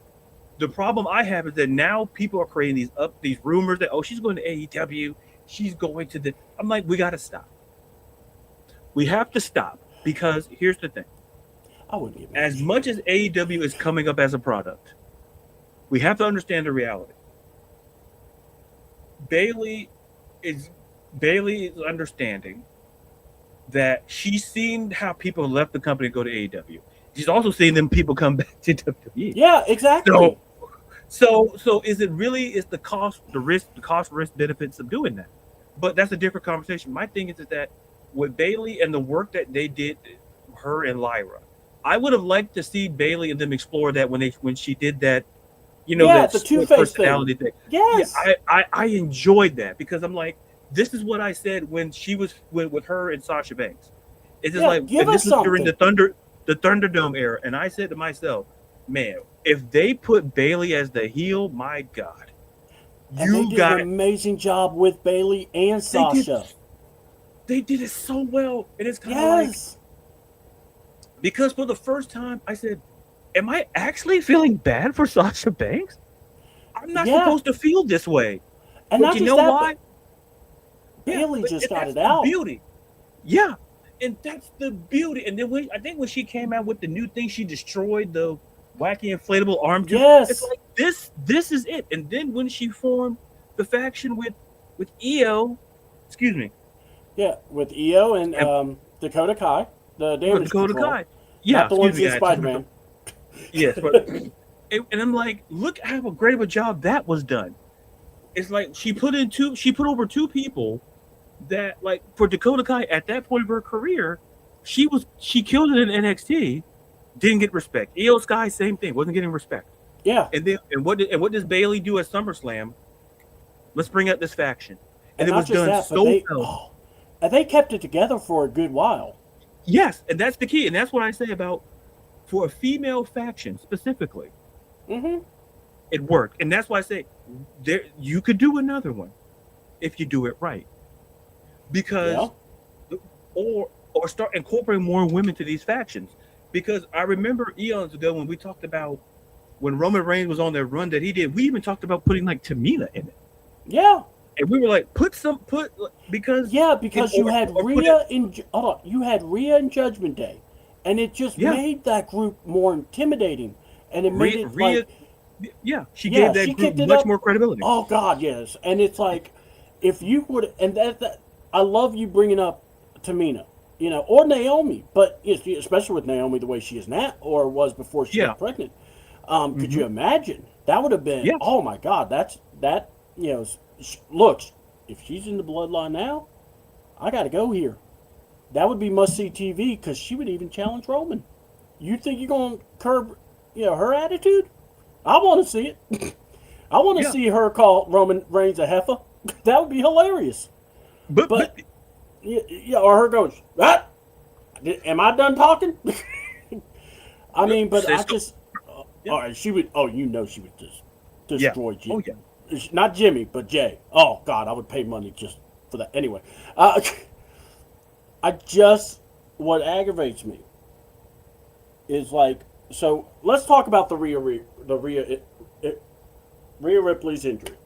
All right, she has had matches with Jade and actually has produced the best matches Jade's ever going to have. Period. I don't care. I know there's the Statlander match, but that doesn't even come close to what Jade. What they brought out was she brought out a Jade, and I'm saying that I don't care because I saw Rhea, and I always said Rhea will get the best out of you, and not just that. It's going to be, but what I've said to people was she'll get the best out of Jade. It will be her best match, and then if you ask Rhea if that was her best match, she'll just say maybe 50th, 100th, because it's the same as Shawn and Hogan. That's where I was going because. You can already see that difference. What I'm going to say here is this. After the injury, the week where she showed up and she said she was dinged up, you should have let her go to the doctor, get checked up properly, and she should have told, or WWE should have followed up with her going, okay, what's going on? What's the what's going on? And if she would have told them, they've given me a choice. Hold on. I saw something pop up as soon as I started talking. So, a half-eaten tuna sandwich could convince. The fact you said it was half-eaten. Yeah, not a. A half-eaten sandwich would whoop Jey Uso's ass. You know what? I think the half-eaten sandwich wouldn't have to roll it back. Yeah. I think the half-eaten sandwich could have competed against Nikki Bella and Becky Lynch. I think that was that third person. Nikki Bella, Jey Uso versus a half-eaten sandwich. My money's on the half-eaten sandwich because it'll go over. I don't know. Man, 'cause let me tell you, that sandwich has a lot of nutrients. And Yeah. I think it and would go depending what over. type of bread, like the type Oh of bread. God, yes. And you know, wheat, the wheat super- or whole, wheat or whole. Yeah. the sandwich for everybody. All right. So, what the hell was I talking about? So- You're saying Rhea. You were saying So Rhea. okay, and, so WWE. I want to be the doctor, or they tell me, look, she either needs surgery, but she'll be out a year, or you do the natural way, rehabilitate, try to strengthen, and it will get better over time. And obviously, if I had to put my money on it, Rhea's doing the natural rehabilitation. Okay? I don't know anything. I'm just saying this is what I've seen from other wrestlers, from other athletes. So that's where I'm going. I think MJF is actually involved in something like this with his injury. All right. So torn meniscus. My brother had one, and he did the surgery. But he wasn't an athlete. But played the softball stuff. So he thought he was. But it was one of those, I saw how that was, but not having it operated on and just kind of, rehabbing around it, it does take time. The last thing you want to do, though, is be in a rush. I thought right then, if they found out she had a torn meniscus, they should have just said, look, Rhea, we're going to strip you of the belt. It's all good because we all know what's going to happen. You come back. You've never lost that belt. You deserve a shot at the belt. Same with Naomi when she got pregnant and had to put the belt down. Everyone has that right. I think, if you've had to, surrender the belt due to injury, you should have a match when you come back for it. Right. Or when you're ready for it. Right. So, with that being said, I would have stripped Rhea. Understand, I love Rhea Ripley. I don't ever want to, take something away. But the reason why I would do it is because I would look at the women because I want to build something with them. Yeah. Ever since Liv Morgan won at WrestleMania, April 19th, I bring that date up. Why? Because today will be her first time defending the women's title. Congratulations, you've eclipsed Jade Cargill's record for the least amount of title defenses. And that's where I blame Triple H. Because you put her in the King of the Ring, which was the dumbest thing in the world. And this is where I want to go deep now. I think you could have easily put the women involved and just say the winner is going to be the women's champion. Because now you said interim, guess what we're hearing? Oh, Rhea keeps the belt. Oh, Rhea keeps the belt. And I get it, but my thing is, I would have just stripped Rhea and just said, look, you're going to get a shot at your belt back. Depending on who wins, maybe we can work something where we extend it a little bit. Make it into a really good feud. But if not, we'll get you to win the belt back, okay? But at least something so you can actually create different stars. Because how else are you going to get better? And not just that, you have talent. That's what pisses me off in all this. Yeah. Julia should not be losing in 2 minutes, okay? Yeah. That's unacceptable. Like I don't give a damn. I don't give a damn who you are. You're telling me Julia? A couple of years ago, she was the number 2 ranked wrestler, women's wrestler in the world, and WWE signed her. And this is what we got. Yeah, you give her that push in NXT, you make her, and then she loses, and they were lost with her. They were lost. Yeah. They were lost with her. They didn't know how to. Triple H does not know how to book women separately from a belt. I'm saying it because when was the last feud he booked?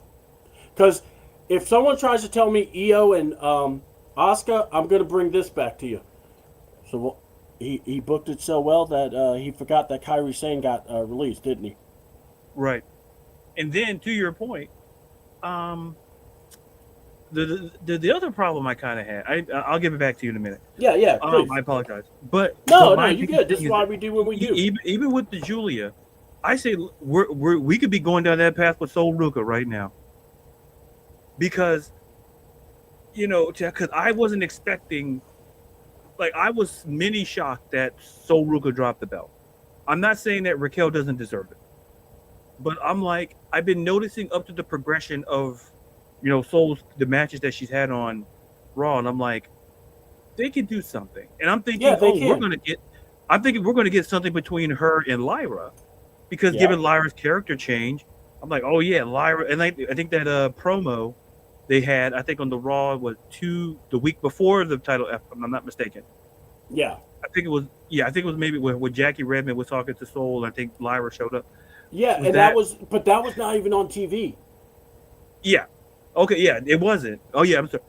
Sorry, people. We're talking like you all saw. Sorry, but to the point, it's like we're thinking that like that was something they could build upon. Like, no, we'll just have her drop the belt to Raquel.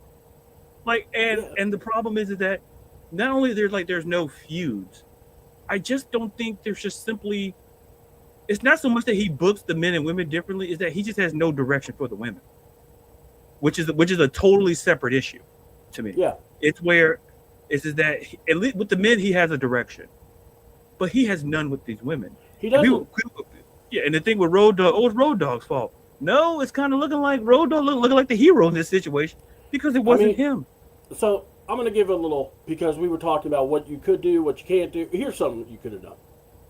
How about this? Instead of Liv being into Queen of the Ring, you would have put, I don't know, Roxanne Perez in Liv's spot. You could have had it where, and Liv is not in it because she's a champion. Yeah. Roxanne would be beating everybody until she either, and then you had Roxanne versus Io in the finals. Roxanne is almost there trying to pull the win off. Liv cost her the match. Bingo. And then, you do that. And then Raquel wins the Intercontinental title. But tonight, Liv is almost there, about to beat Io. And Sol Ruka takes out Raquel. Roxanne takes out Liv. And now you have a feud between Roxanne and Liv, and it's not for the title. Yeah. And I think that would be better. I think you would have I think fans would enjoy that. Roxanne being the Judgment Day killer. Yeah. Because like I said, it all circles back. You build around to the fact that they kicked out Finn Balor, who Roxanne was brought in by. So that's something she could state. And that she had to make a business decision and do that. Or just play on the simple fact. You cost me at Queen of the Ring. Yeah. I told you I was going to pick Rhea, and you still cost me. That one thing. That's it. You can take the writing. I'll take a break. You can take the writing. But no, you're right. That would be something good. Yeah. You can play it. You can play multiple angles. I don't mind Raquel winning the title. Yeah. The greater issue is that Liv, and like I mentioned earlier in the show, Liv should have had a feud with either Roxanne or Raquel. Yes. Which I've said, and then if you put the belt on Raquel, it's easy to do the feud with Roxanne because listen, thank you. Liv had no business in the tournament at all.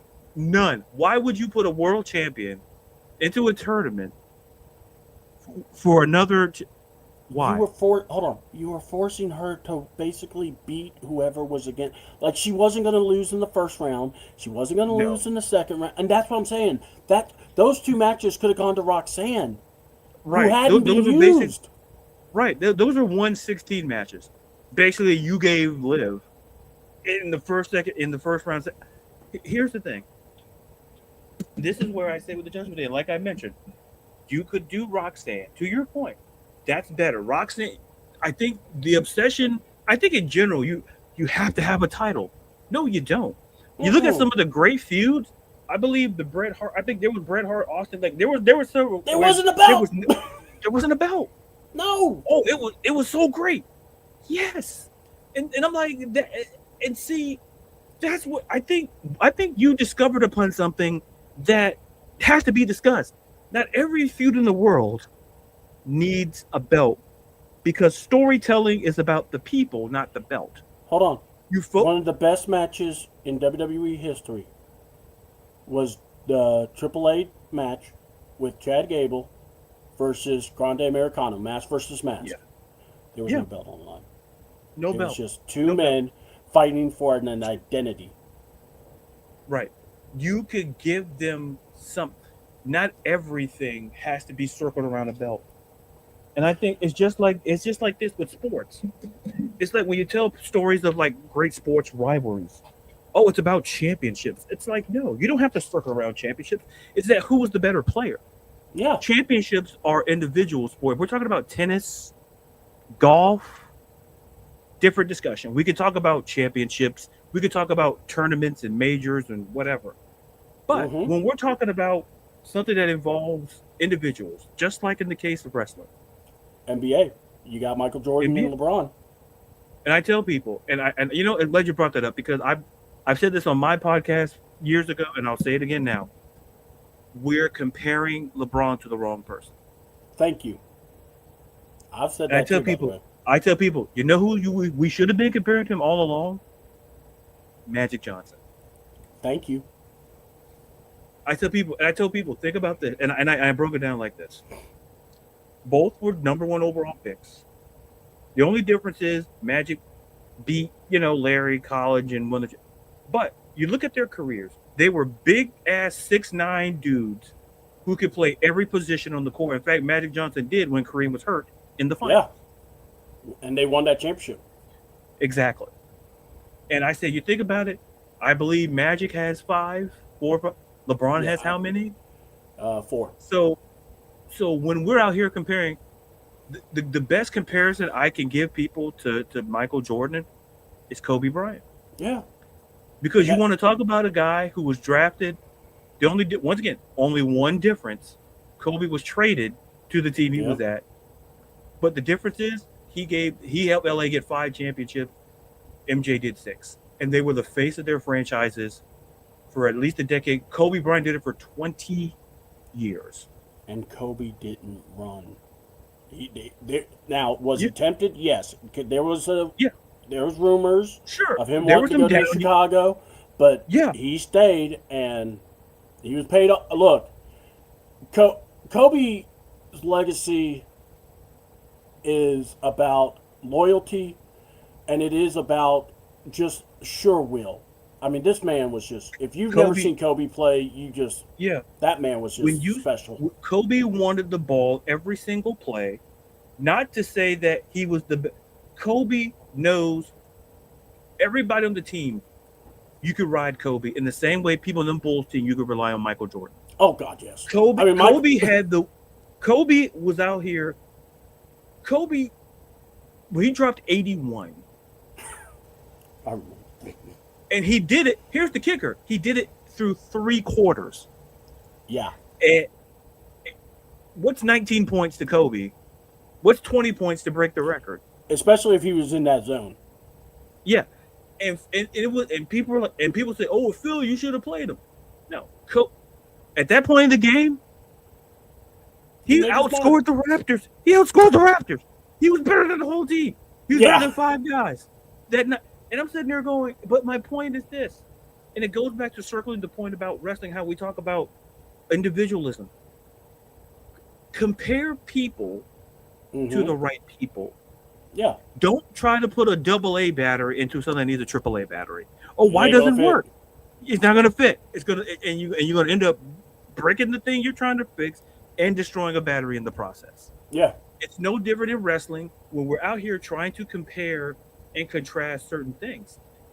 The reality is that when the situation with listen, you don't have to have belts to be successful because wrestling wise, like I put it this way, if we go by pure championships, I tell people, I said, listen, Robert Horry has more championships than Michael Jordan.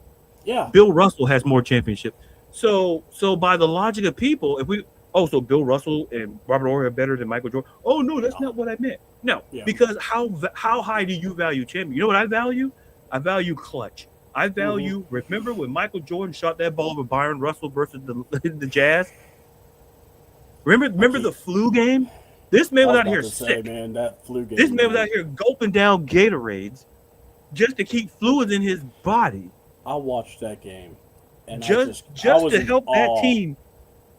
I said, if you could, Michael Jordan should have been in bed. He shouldn't have been nowhere near that arena. Hell, he shouldn't have been nowhere near the state of Utah.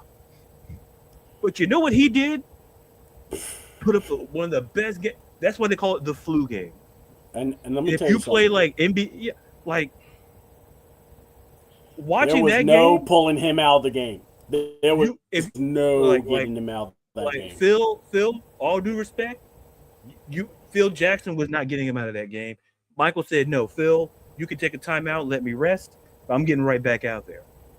So Kobe had the same will and determination. And that's, I think there were some points. That's what happened. Yeah, there were some points that was happening where they were like, "Look, I'm not playing this game. I gotta call a timeout and let him get a breather or something because he can't come out. He's not coming out. He won't let us. He won't come out." And back in the day, Scottie Pippen was trying to get the team pumped up and say, "Man, we got to bring our A game. We got to bring our A+ game." And Michael Jordan walked past them and just went, "Just bring A game. I don't give a damn." He walked past them all sitting there because he's like, "That's him." Like, that's your A game right there. What the hell are you talking about? And that A game just walked past you, pal. Right. You see that 23 that walked by you? That's the A game. That's the A+ game. And that's the thing when we're comparing. Yeah. Like, Scotty, respectfully, you may be the B game. I don't know, Scotty. It's not for me to say, Scotty. But I mean, if you listen to Rich Paul, if you ever listen to Rich Paul, he'll tell you that Scotty was the key. But listen, I love Rich Paul, and I don't. Listen, like here's the thing, Rich, you're an okay guy. You got to stop doing that. Like, did you see him at Portland? Don't wear Don't wear the bucket hat, and don't you bring a whiteboard ever again.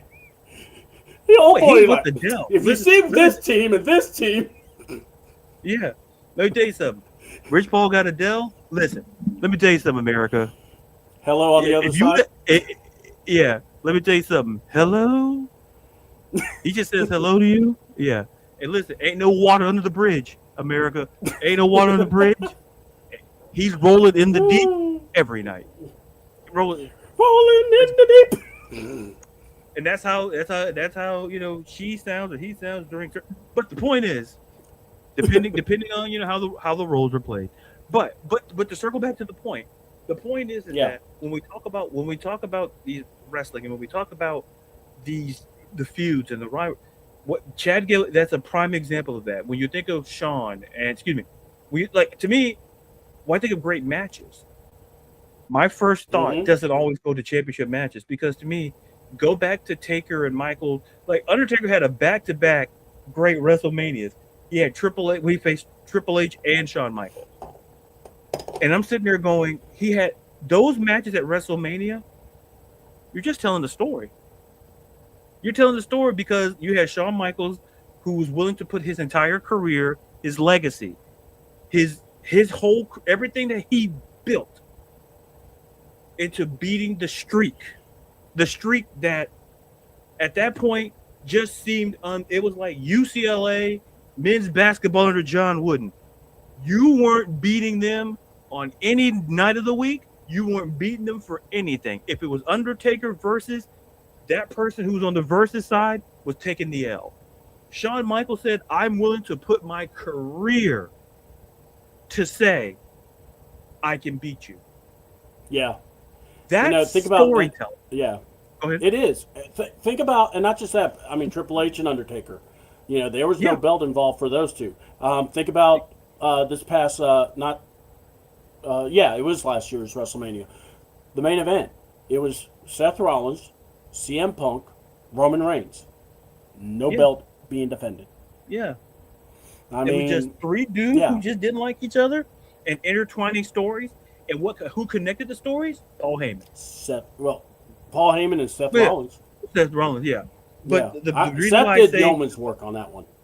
Yeah. The reason why I say Paul Heyman because there were some fists underneath the belts that were thrown.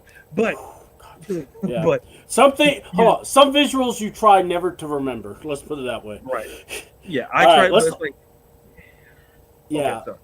Oh, I His know. whole I know. bicep and everything. Dude, he put everything in it. Now look, there are 6 matches for SummerSlam. It's going to start at 6:00 tonight. Like I said, we've been alerted that Brock Lesnar and Oba Femi are the main event of Oh yeah, night we one. we have to go to makeup and go to Minnesota to Yeah. catch that match. Yeah, we do. Look, I got to make sure Rhea's healthy, but I'm gonna, stay. Yeah, I got. I think I got I got. something. I got to check on EO though. That's what she told me. So I got something with Jay. I know I got something with JC and. Oh yes, you night. do, because JC, Fallon, and Laney are going to be. Okay, I would say they're going to wrestle, but they got to go up against Paige and 2 trash bags. Oh, hold on, I misread that. The Bella Twins. You know what you said. You're a smart guy. You know what you said. You know what you said. What did I say? What did I say? You know what you said. Am I lying? You call them Am I hefty lying? bags. You know what you said. You know what you said. You know what? You Am call I them that lying? John Cena commercial. Hold You call on, them hefty hold on. bags. I'll say it like this: Cooper DeJean's lady and Goat Woman and Paige, who really loves a title belt when she celebrates. And if you don't know what I mean, ask You see, Xavier. I conjured an image in 30 seconds, and I'm like, that wasn't even in the ring. Anyway, Hold on. Let's put it this way: she does not mind a little bit of ebony and ivory. oh, she likes Stevie Wonder? Yeah, we'll go with that. Yeah. Or did she like Paul McCartney? Either way, you can. Yeah. Hey, either way. So Perfect that's harmony. one. So look, that's a 6-woman tag. Look, I'm pissed that JC Jane's not in the. It should be a 6-woman ladder Listen, match. By the way, yeah, it should. I mean- but you know what? She said she was okay with it. You know, we had a shirtless Dude, no. conversation, and well, I'm glad And, you had the shirtless conversation. She's okay. for some reason I was shirtless and she wasn't. I was like, that was weird. But Yeah, anyway, that is weird. I mean, hey. I didn't mind. I'm like, oh, What? You know what? Look, if she was comfortable, that's all that matters, man. yeah. I was like, oh, okay, fine. You know, I don't even take it back to the pool. So Yeah. Oh, you're the only one to see my undercarriage. speaking about undercarriage, the other 6-man tag match. That's a terrible. Don't use me as a segue. You use a segue. talking about undercarriage, Jey Uso's wrestling. You see, Craig, you're welcome. You're welcome. And it's just him, Uso. Yeah. All right, look, we got the bloodline. We don't know if they're faces. We don't know if they're heels. But Triple H wants us to have fun, I guess, because it's going to be them versus Fatu, the dog that got neutered a few months ago, versus LA Knight, Royce Keys, and Solo Sikoa. I mean, I don't care about this match. I mean, You know, well, I would like for LA Knight to win. I would, because I like LA Knight, but I don't know. I think it's going to be the bloodline. I care more about the other. I care about the other 6-person match. Yeah, Because you got more of an investment there. Because you know, I think the Bellas could potentially turn on Paige. I believe will happen. Or if they really want to be dangerous, you know, we talked about a faction.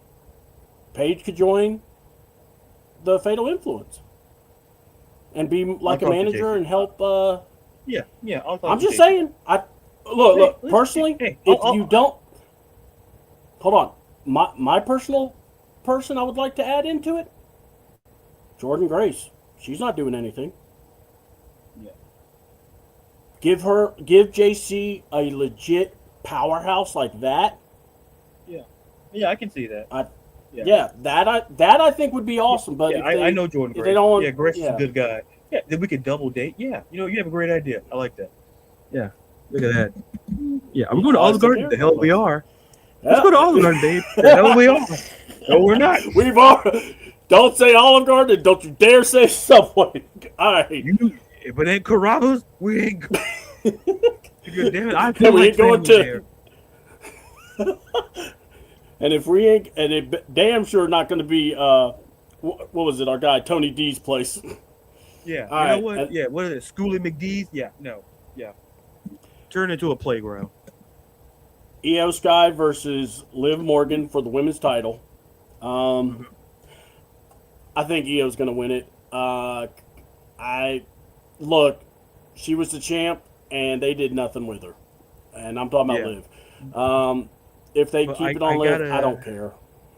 Yeah, I mean, at this point, I got a suspicion.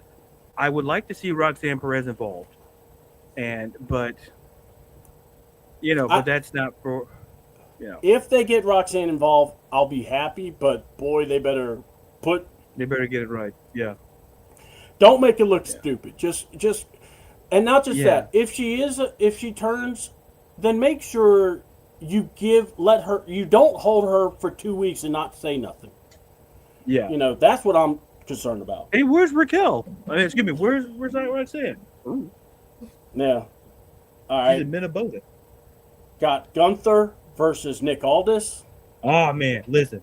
I love you, Gunther, but my guy, listen, Mister, one of my favorite NWA World Champions out there in the faction with Camille. Let me tell you something. I want to see Nick in that ring. I love Gunther. 300 and something. Listen, I want Nick Aldis to get that W. And listen, I'm done. I just want to see Nick go because that man was built to come back. The minute he saw that, you saw that suit. See the suits this man's wearing. This man's making sure the biceps and the chest is showing. I said that man wants to wrestle. I said, dude, and then put him in the ring with Gunther. Hey, Hold on. that match. So you would look over and look at Nick Aldis and go, man, he wants to wrestle. Look over at Adam Pearce. He wants to go drinking. Hey, different strokes for different folks. I'm not mad. I actually respect that. One may prefer the bar, one prefer the gym. Hey, perspective. And they're probably down the street from each other too. So, I love this match. I think when we were talking about matches that don't need a belt, this is one of them. I mean, you're gonna get the I want to win to make you feel like if you can't beat me and I haven't wrestled in over 3 years, what does that say about you? I mean, I like that, but I'm also like, dude, if Nick Aldis really performs the way he can, and I'm with you, bro, I hope we see him more often. I don't want this. I would be so happy if we turn out and Nick Aldis is going to not be the GM anymore and just be a wrestler. Because I'm telling you. And then, and could we potentially get him facing a potentially returning Drew McIntyre? Exactly. I would love to see him and Drew. I would love to see him and Cody. I mean, him and Punk. I think, I want to let him fight Danhausen in a squash match. Just for... Yeah, they ain't gonna put no damn Danhausen. Yeah, listen, it's not gonna It's not gonna last as long as you think. Yeah. Hey, you all love this Danhausen, eh? Bam. Jesus. Don't get me started. The next feud he'll have is with freaking Dave LaGreca or some stupid shit like that, or Bully Ray. Yeah. You are cursed. I need my human monies. Oh, Lord. I'm not paying you. We're not talking about him today. We'll save that for tomorrow. Okay. But I'll say this. So I think Cody Rhodes has been cursed because we had John Cena versus Cody, and that match at WrestleMania was horrible to watch. Yeah. And then fast forward, Cody. Hard on the eyes. Yeah, Cody has some matches where you were just like, can we just act like this never happened? Then the Rumble where Drew eliminated him, and then the Chamber Drew eliminated him. Then he gets the belt back from Drew, and it was just stupid. But anyway, then we had the Pat McAfee bull crap that just ruined wrestling. That we try not to think about. Why am I bringing all this up? Because we had no effort to push CM Punk and Cody Rhodes. to the point that I might, if I'm hearing correctly, we may be having Cody versus CM Punk in the first match. I don't know about get that. it out of the way. Yeah, get the WWE title match out of the way. I mean, yeah, because to me, if you want to be honest, and I know people love Cody, I know people love Punk. I love their theme music, but if you want to look at this card, really look at this card, I'm just not that interested. I'm sorry. I'm not saying that in a disrespect. Yeah. Am I interested to see? Sure, but like I don't know the way it's been built. I no. It's to me. You don't have to kick off, but it's to the level of if Oba and Brock are closing, you need something kind of like a sandwich to put something credible to begin it. That's the way I would spin it if you do Cody and Punk to lead off. Because it wouldn't be the first time that a championship has kicked off a PLE. Just because, depending on the card. But I'm not... When I look at the card, I can't think of any other... Oh, I'll tell you. I mean, I think of the two cards that we have, I think this night's going to be the better night than night 2. But I think the best match on it will be Penta versus Chad Gable if they get more than 20 minutes. Yeah, see, that's the problem. I don't think they will. Timing's the problem. They'll have commercial breaks. WrestleMania was the same problem. If you gave 5 more minutes to this, 5 more minutes to that, you could have had something. And that's a WWE thing. Once again, TK, we got to have it tight. You can't treat this I understand but give them the 15, 20 minutes. Give them that, and they'll give you a show. Mm-hmm. If you start condensing things and rushing things, that's how bad things happen. So, okay, sorry, back to you. So yeah, I'm looking over the card for tonight, and like I said, we're about to talk about Oba and Brock. Look, my problem is this with Cody versus Punk. A match that people want to see, but you've now turned it to where people look at this match and go.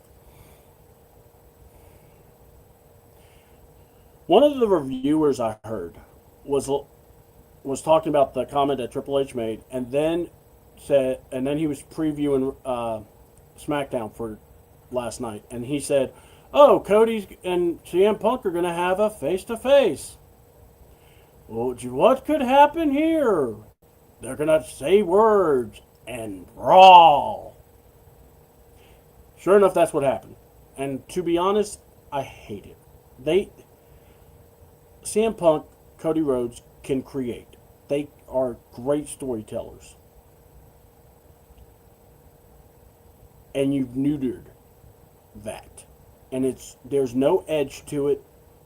There's no energy. Tomorrow we'll talk about Carmelo not being on the show, Braun not being on the show, because this is some ridiculous bullcrap. I mean, Danhausen's going to be in a money on a pole match, and we're all looking here going, are you on mute? Are you on mute? You're on mute, bro. Ladarius, you're on mute. Or, hold on. No, I can't hear you. Yeah, I was muted now for my cord. That's what happened. Because on my end, the mic was on, and that's why I kept talking, but I didn't see the green. And so... I know, I was looking for the green. I'm like... yeah, go ahead, though. Yeah, hear what I said about Cody and the Punk, and I stand. You could start the show with this. I don't care. I like both people, but this is seasonless, flavorless chicken. I'm not interested. Yeah. I'm just not interested because, to your point, to what every viewer said, the faith. I'm more interested in Gunther and Aldis. I'm more interested in this. I'm interested more in the 6-man tag match with Solo. I'm not interested in this, and this is for a WWE Championship match, and I'm just simply not interested. I'm just I'm not trying to be like, oh, you just don't like. No, I just am not interested. Like the build. Okay, yeah, great. They tag team for weeks, and then Cody finally snapped on him in Springfield. The final. Like, what are we doing? Like, these are two 40-somethings main eventing. I'm not being age discriminated here, but when we look at this card, I'm looking at this match and I go, like, I'm just not interested in this match. And that should never be the case for a world championship match. It should never be the case. There should be some level of interest. And the fact that I'm not interested, and I feel like I'm not the only one who feels that way, you can start the show with this and get it out of the way. Because respectfully, oh great, it's Punk and Cody. That's how you kick off a championship match. Then you back end it with the better feud with Oba and Brock. Yeah. Because I'm not interested in Cody and Punk. And I'm not saying this to be that guy, but like you can't convince me because the build wasn't great. Oh, they tag team for weeks on the tour. Great. But seriously? Oh, not to break my heart. You're using some old line from a couple. I'm like, you know what? I'm not interested. Oh, don't break my heart. What is this, The Godfather? You don't break my heart? It feels forced. It feels like yeah. There's no organic. When you hear, exactly. Everything has felt forced. Everything has felt telegraphed. Yes. And it's almost like if we were sitting in the back rows, we would say, "Oh, they're about to do this. They're about to do this." Exactly. Look, nothing. Yeah. There was no. And you elbowed me in the eye. Well, you hit me with your belt in the eye. Like, come on. Take these preschool, this pre-adolescent nonsense, and get it out. It's to me. This is great. CM Punk and Cody Rhodes. Yeah. This could have been a WrestleMania main event. Yes. Could have. Keyword. Could have. Yeah. And at the end of the day, not interested. You may say, and I'm going to go here. Yeah. Cody has to go heel. I don't give a damn anymore. I used to be like, I don't care if Cody goes heel or not. He needs to. Because, quite honestly, that's the only way he'll be liked again. He needs to go heel. He'll be like Roman. Everyone will love him. He doesn't need to change. Why? Because Roman did the exact same damn thing. And Roman, right now, has not damn well changed at all. The only thing that's changed about Roman is he's got a little white boy giving him the title belt. And no one has tried to get his name. I think his name should be Billy the Belt Boy. And then Billy the Belt Boy gets beat up, and they steal the belt from him, and make Roman cry and be like, Billy! No, we don't even get that because Roman has not changed. Yeah, it's that. Like I'm just if Cody doesn't go heel sooner rather than later, I'm not interested. I'm to the level that like I'm saying.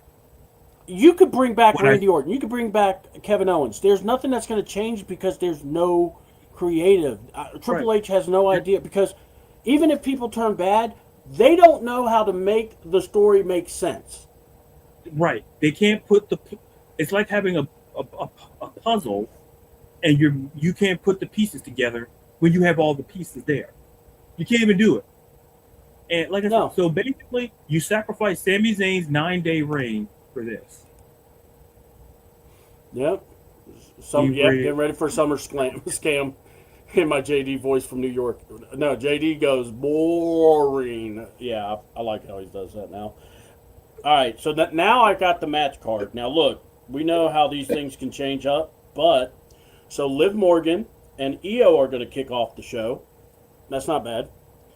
The Usos and Jacob will be then following. It'll be LA Knight, Reese, and Solo, the 6-man. Okay. Nick Aldis and Gunther will be the 3rd match.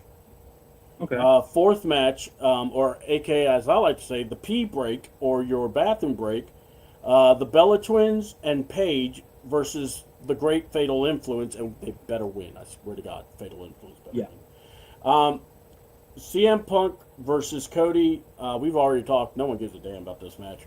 And then Brock Lesnar versus Oba. Hell in a Cell. Look, Brock Lesnar versus Oba. Oba's got to win. That's number 1. Yeah. And you know, it's funny. People are like, "Well, and Brock will retire." I don't care at this point because if Brock retires, he's the type of guy that will come back for the money.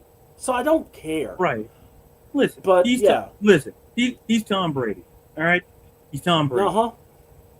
Tom Brady said, "Oh, I love the game. Retire." Oh, they wrote him a check. Tampa said, "Yeah, we could use you again." Yeah, and he took the check. And then look what happened to Tom's family. Tom, his wife ran off with her instructor, and he's a good dad, but just maybe not the greatest husband. He sacrificed his marriage. Like, if you're Brock, you're married to Sable. I'm not sacrificing that marriage. Like Exactly. If she tells you to stay home, you stay home. You got money. Yeah. Go watch your daughter. Go watch your daughter in college. Go fishing and hiking You don't need this. Like, now if they write you a check, you come back, make appearances, but don't step your ass in that ring if you don't have to. Like, you don't. Brock's not coming back. Hold on. Brock's not going to come back and be like John Cena in a suit and being a host and being all goofy. Yeah, you're not that's getting not that going to from happen. Brock. Hey, No. I'm Brock Lesnar. Yeah, unless he's not. Unless he brings. Hi, I'm Cowboy Brock. Unless he brings back the beat, Boombox Brock, I'm not interested. If he ain't bringing that back, Okay, hold on. Now, if he brings the boombox, hold on. If he brings the boombox, can he also bring the tractor? That's my question. I'm more of a tractor Brock. Have both. Have the boombox on the tractor. I don't care how you do it. He's sitting there going, and he's got the boombox in one hand on his shoulder. He got his hand on the wheel of that track. Bam! If you give me that, well worth coming out of retirement for. Other than that, stay retired. I mean, there's no argument there. I'm kind of with you there because I mean, Listen, you give me that boombox, Brock, and you give me tractor. Like, how did the tractor get in here? Don't question physics. The most important thing is that this man had a tractor and destroyed an entire. Man, the tractor was awesome. Brock probably flew in that tractor from his house. I wouldn't be surprised if he did. He probably did. People are like, "Hey, be careful with my baby here. Be careful with Lucy." What? Yeah, a tractor. And then the boombox. Hey, is that the boombox? Don't you touch my boombox. And then it's like the Saturday Night Live song, "The Boombox." Yeah. Then I put the boombox. We were wearing fingerless gloves. Oh God! I'll talk about the last part of that. That was messed up as hell. Yeah. Go pull it up on Google, y'all. Go to YouTube and pull it up. Just go to YouTube. Just like the box with the apartment, but we can't put that on here either. So we can't. None of it's useful. Really, I think Nikki turns. John, are you really excited about that match? I mean, dude, I feel for Fatal Influence. They shouldn't have to be wrestling those minor leaguers. Yeah. Yeah, I said it, Nikki. Nikki Bella calls NXT the minor leagues. Wait, so basically you're saying this is a Major League, was it like Major League 2 or 3 with Scott Bakula was managing the minor yes! league? Is that what you're saying? She looked over and says, "Yeah, y'all have been nothing. You've been in the minor leagues for so long." I'm like, yeah, no, this was going to happen. It's going to be just like in Major League. I think it was 3.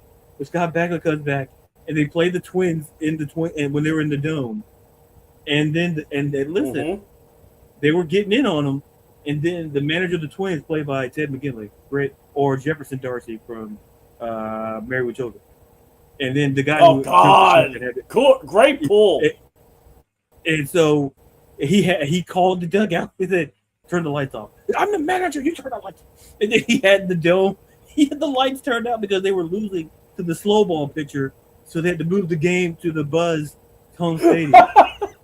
So in that situation, what would the Bellas be? And are they the Buzz or are they the Twins? because the twins were terrible in that movie. So I'm just saying that, like, even though the Buzz was a minor league team, they did almost beat a professional major league team.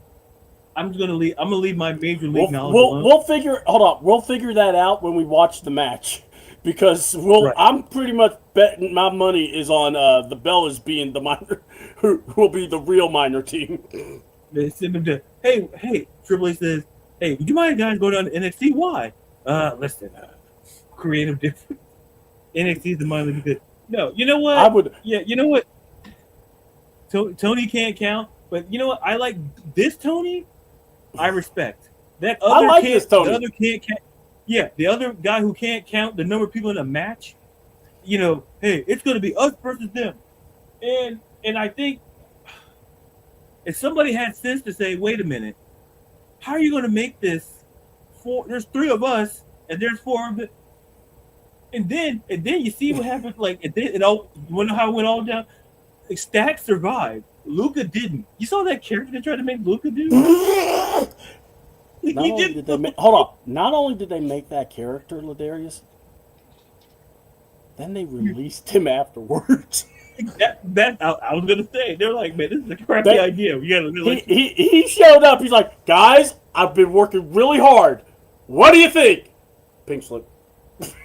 WWE released Luca. WWE would like to, send their condolences. I'm like, listen, they gave him the boy. They sent that paperwork real fast.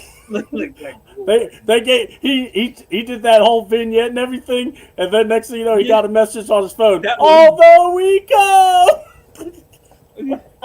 That was the worst. I'm like, this man went from a lawyer. He was an attorney. This man had, and then you put him to that. I don't know what you call that. What the hell do you? What was that even called? Because I'll tell you what, it wasn't. It wasn't good. Like, to be cut after that. Like, listen, man. See, that's what I say. Tony D did that. Like, Stack survived, but poor Luca, he got left in the desert, and then you bring him back, and then you change his. Then he quits the law firm, and he does that. I think the law firm. I didn't think he quit the law firm. I think the law firm fired him. Look, there's just some things they just don't. I talked to people. He was on the verge of getting to be a partner, and then he came into the office that day with that gimmick, and that's when they fired him. Yeah, I mean, seriously, that gimmick got him fired. Mr. Cristofino, we're gonna make you. What the hell is this? And then partner said, "I think we found the future star. I really like his work ethic. He's really good." He shows up with that whole gimmick. And it's like, yo, partners, what you think? Hi. Yeah, fired. To Shawn Michaels, please. Shawn, we're letting him go. And, yeah, we're going to see the video. Hang on. Look, we're going to, Shawn, how about Shiloh Hill? We'll take him. We'd rather take Shiloh Hill. We like Shiloh. I like Shiloh Hill, actually. When I first watched, I hated him, but he did something very clever. He's been teaming up with Tatum Paxley, and they are like the best duo in the world. Yeah. I love them. They fit, and he's entertaining. Like, yeah, I got some squirrel. Man, you need to keep that to yourself. Like, listen. Bro, you guys there's some things. Squirrels. Right. It's like you got to start keeping some things to yourself. Not everything is for public knowledge. Like, I mean, bro, what are we gonna do? Have a squirrel on the pole match now? Yeah, human squirrel. I will say human this: squirrel. Danhausen, when he said, "We'll put the human monies on a pole," and Adam Pearce goes, "What?" He's like, "Yeah, put it on the pole. Haven't you watched wrestling?" And I just went, "I hate you." And yet, I want Vince Russo back, because at least he would make sense of this. Yeah. And wait a minute, how do you promote Shiloh Hill? Put squirrels in the human monies. What is that? I know, yeah. How you? Oh, stop that. We We ain't I want the talking AEW. That's for damn sure. They still pissing me off. when he was in the ring with Shivani, he said, "What's the law?" I forgot his catchphrase. Like, how you know? I'm like, he's trying to sound like Razor Ramon there, and I didn't like that. I didn't like. How you know? Like, no. Look. You say it like how you say it. I like when somebody comes up. I like how someone comes up with a saying, but there is such a thing as how to say it. Like, oh, I don't know. Like, how you know? Yeah. But then when they're like, me and you, we're gonna fight in this ring. I want that belt on the line, and he'll just grab them. How you know? And I'm like, no. Yeah. You know, at least be like, Carlito, spit an apple in somebody's face. Yeah, I would take an apple spit, to be fair. I spit in the face. What are you trying to say? You're not cool. It's the people that don't like to be cool. Look, to be honest, man, that was one of the best gimmicks in the big world. I really enjoyed that one. I mean, it's Carlito. And look, by the way, if I'm Cam Hendricks, keep your damn mouth shut. Because your girl may be getting her ass squeezed by Austin Theory, and she and him are... Let's just put it this way. You being cucked, but you ain't got no money. Oh boy, he got mad when that shit started. He's doing it for free. Like, you're not even charging? I like to watch for free. What the hell's wrong? What the ass? You would say, how you know? No, that's not. No, I'm not talking about. Look, no, I'm not talking Andrade. No, not on the WWE show. So what are we coming? Oh man, that'd be so funny. She comes home with Austin, and then it's like, or no, better yet, she would be like, so they're actually removing me from Alpha, American Alpha. Oh, good. You need to get rid of those guys. I mean, so good. I'm so happy for you, babe. Yeah, I'm gonna be a heel. Oh, even better. We're gonna get to see you. You're gonna get over it. Yeah. And then he gets in and watches the TV. What the? Babe, why are you making out with that white boy? I thought you liked chocolate. Stop. I didn't know you liked Neapolitan. Yeah, because if you're a strawberry and I'm chocolate, wait a minute. Are you saying you prefer vanilla more than chocolate? Man. She dipping on both sides. Listen, switch hitter. The only switch hitters I know are Chipper Jones, Eddie Murray, and now Cam Hendricks. Like, what do we do? Like, no. Like, what? Cam Hendricks ain't got no word to say. He's just sitting there, just like with his pud in his head, going, I want to be on the television, so I guess I'll. Exactly. I'll sit in the corner. Oh yeah, Austin will be in the bed with me. Oh, that's fine. I'll just sit in this chair and watch. Hello, darkness, my old friend. Right. I come to you. You see like a mini, like a flashlight.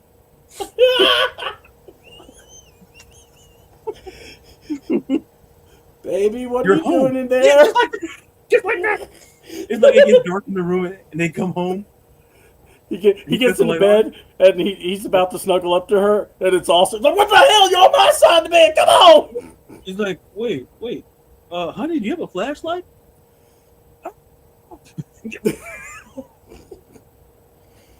We're doing this for the show. Like, oh no, I'm sorry, Austin. He goes in the bathroom. Don't cry. The tears fall down around my face, and I just want to cry. You're Cam Hendricks. You're on NXT. It's sometimes evolve. You can do. Hold on, let me help you, dude. And then I see him wrestle, and I see him doing this stupid little thing, and I'm just going, "You are so not making it. You are just a musclehead in tights, and I'm sorry, I see nothing in this guy. He is just." Well, obviously, Maxine Dupree saw something because he allowed her to put a ring on it. Hold on. She saw something in him, but then she saw something better in Austin. Because you don't let someone grab your thigh meat or that booty like Austin was grabbing. Homeboy had 2 handfuls. Unless it's chicken, then yeah, you're right. Yeah, you're right. That man held that booty like he held a bucket of chicken. And you know, when you hold chicken like that, someone comes near, someone gonna get hurt. Austin's been around from chicken. That's the message. Austin, hold on. He's doing all the yard work, and Austin's just hanging out with her by the pool. Yeah. Oh man, hey, you missed the spot, bro. Yeah, man. What are you doing? Hey, Austin, aren't you married?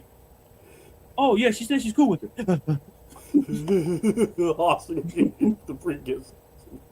No, she ain't giving because he's already equipped. He don't need that mess. He's probably like, yeah. I offered it to him. He's like, oh no, man, I'm good. I'm like, hey, I respect you.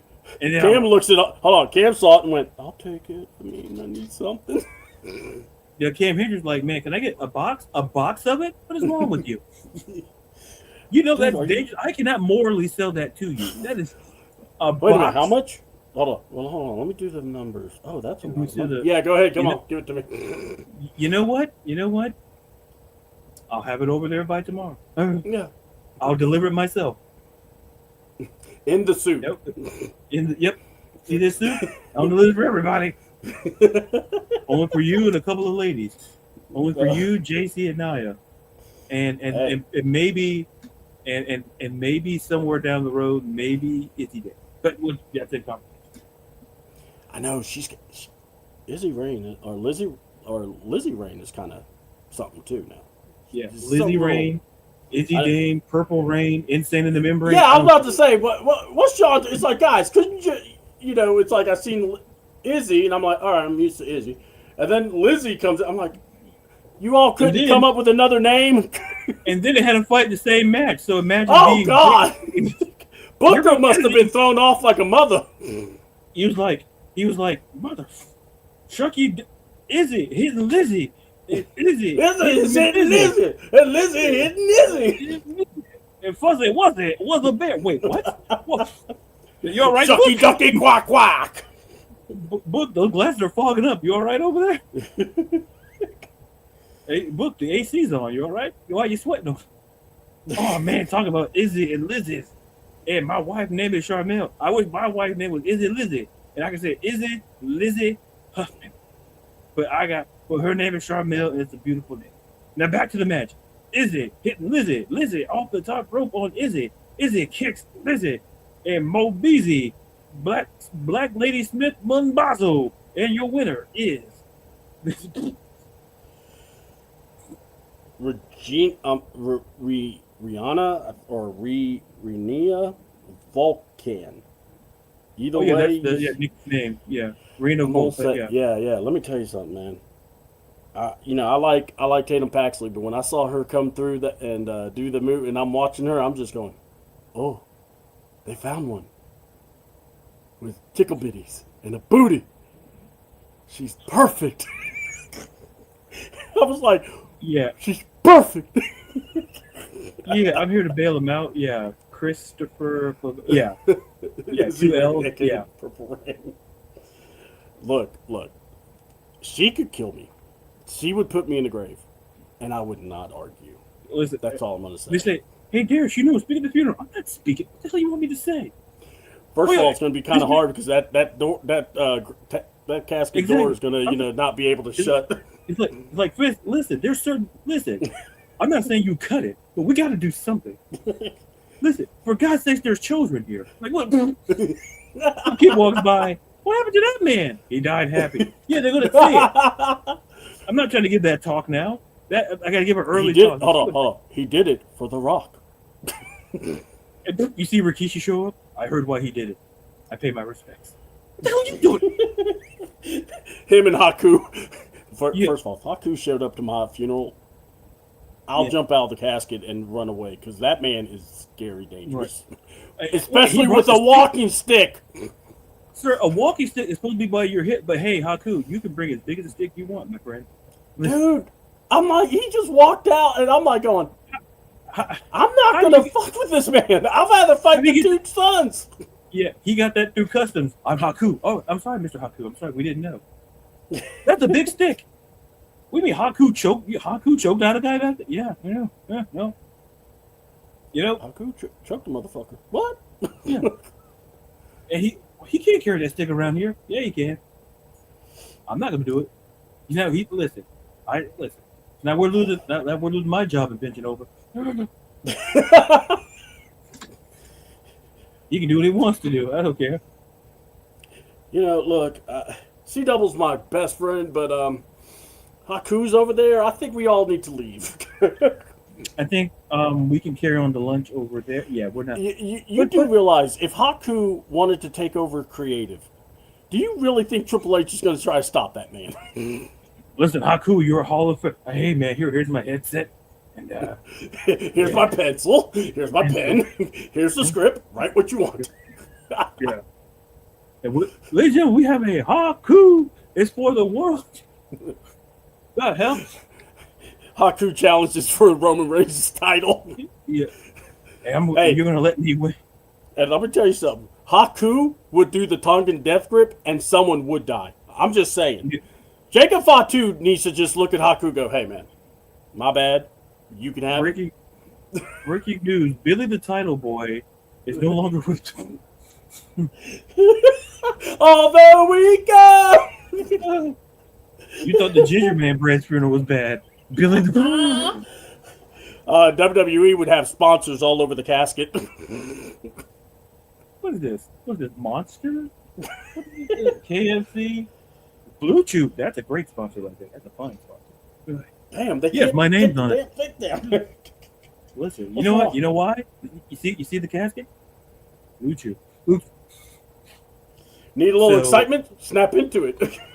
You know, listen, I'm not saying, listen, I promised him that I would give the proceeds to his, listen, it's okay. And I would donate some to charity, which is Popeye. And so I said to donate to his wife, and I said charity. Popeyes is a charity. You see them biscuits, you can choke on those things. That's a charity.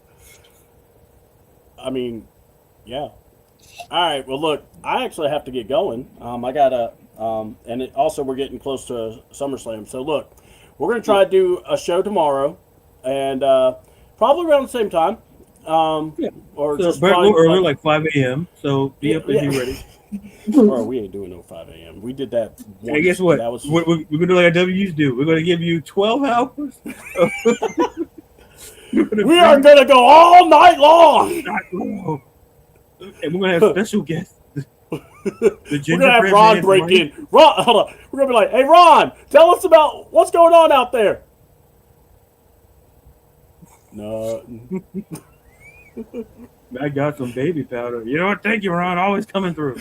You know, I want to slap the hell out of Kyle Shanahan. When I heard that he got hit, I wish someone would have pulled a whip out and just beat him back. By the way, yeah, he's been on for 6 hours. Yeah.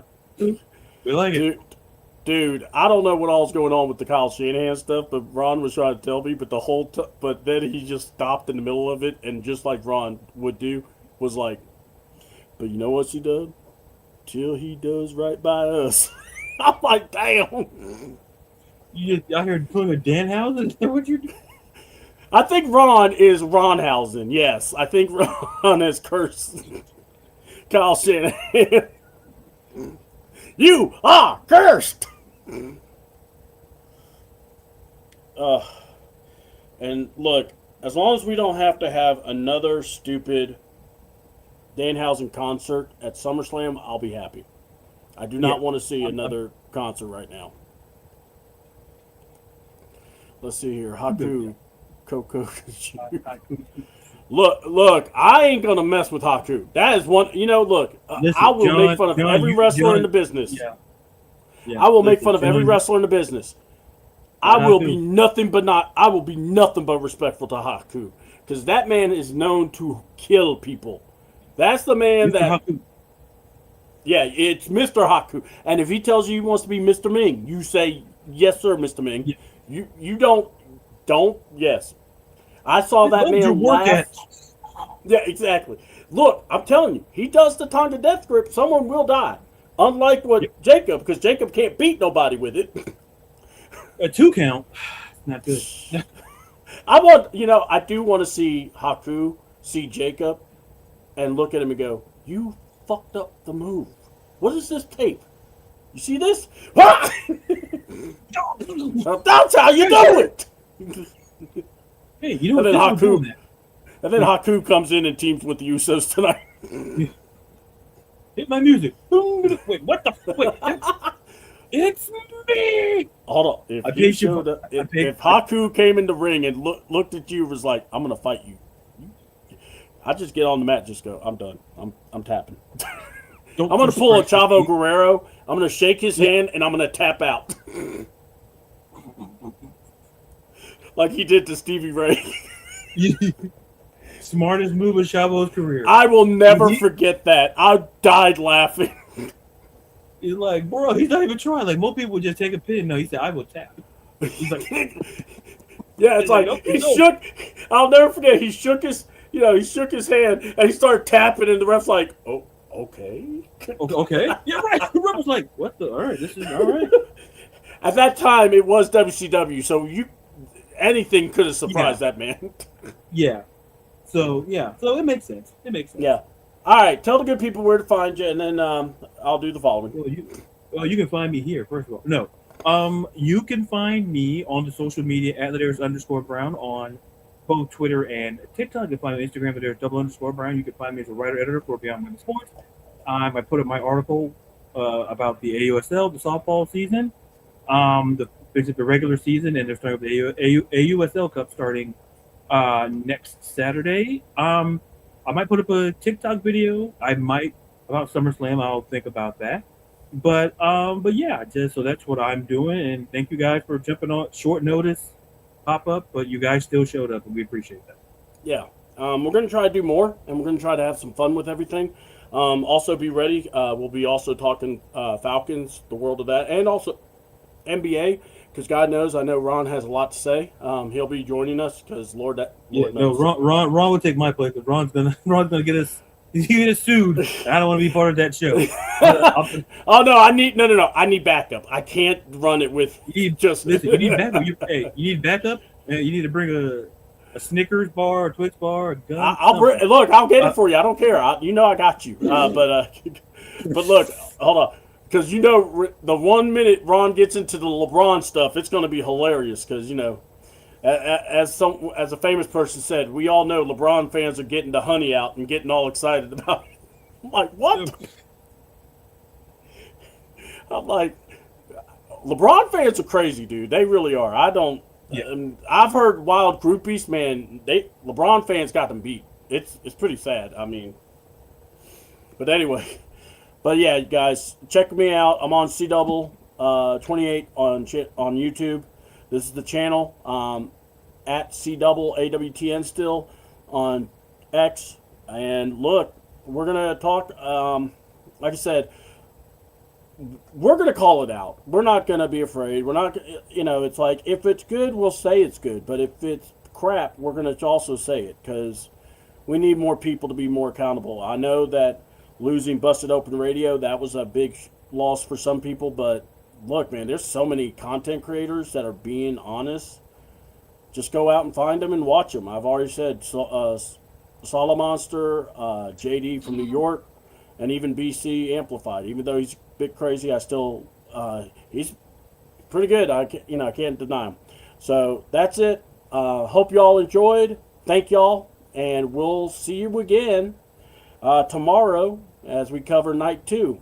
Hopefully, ESPN will not have 1,000 commercials during this, but we'll see. I'm not holding my breath. Fingers crossed. Hold on. Fingers crossed. Hold on. SummerSlam night 1 needs to be less hours than the Odyssey. That's all I ask. That's all I ask. You heard the man. Mm-hmm.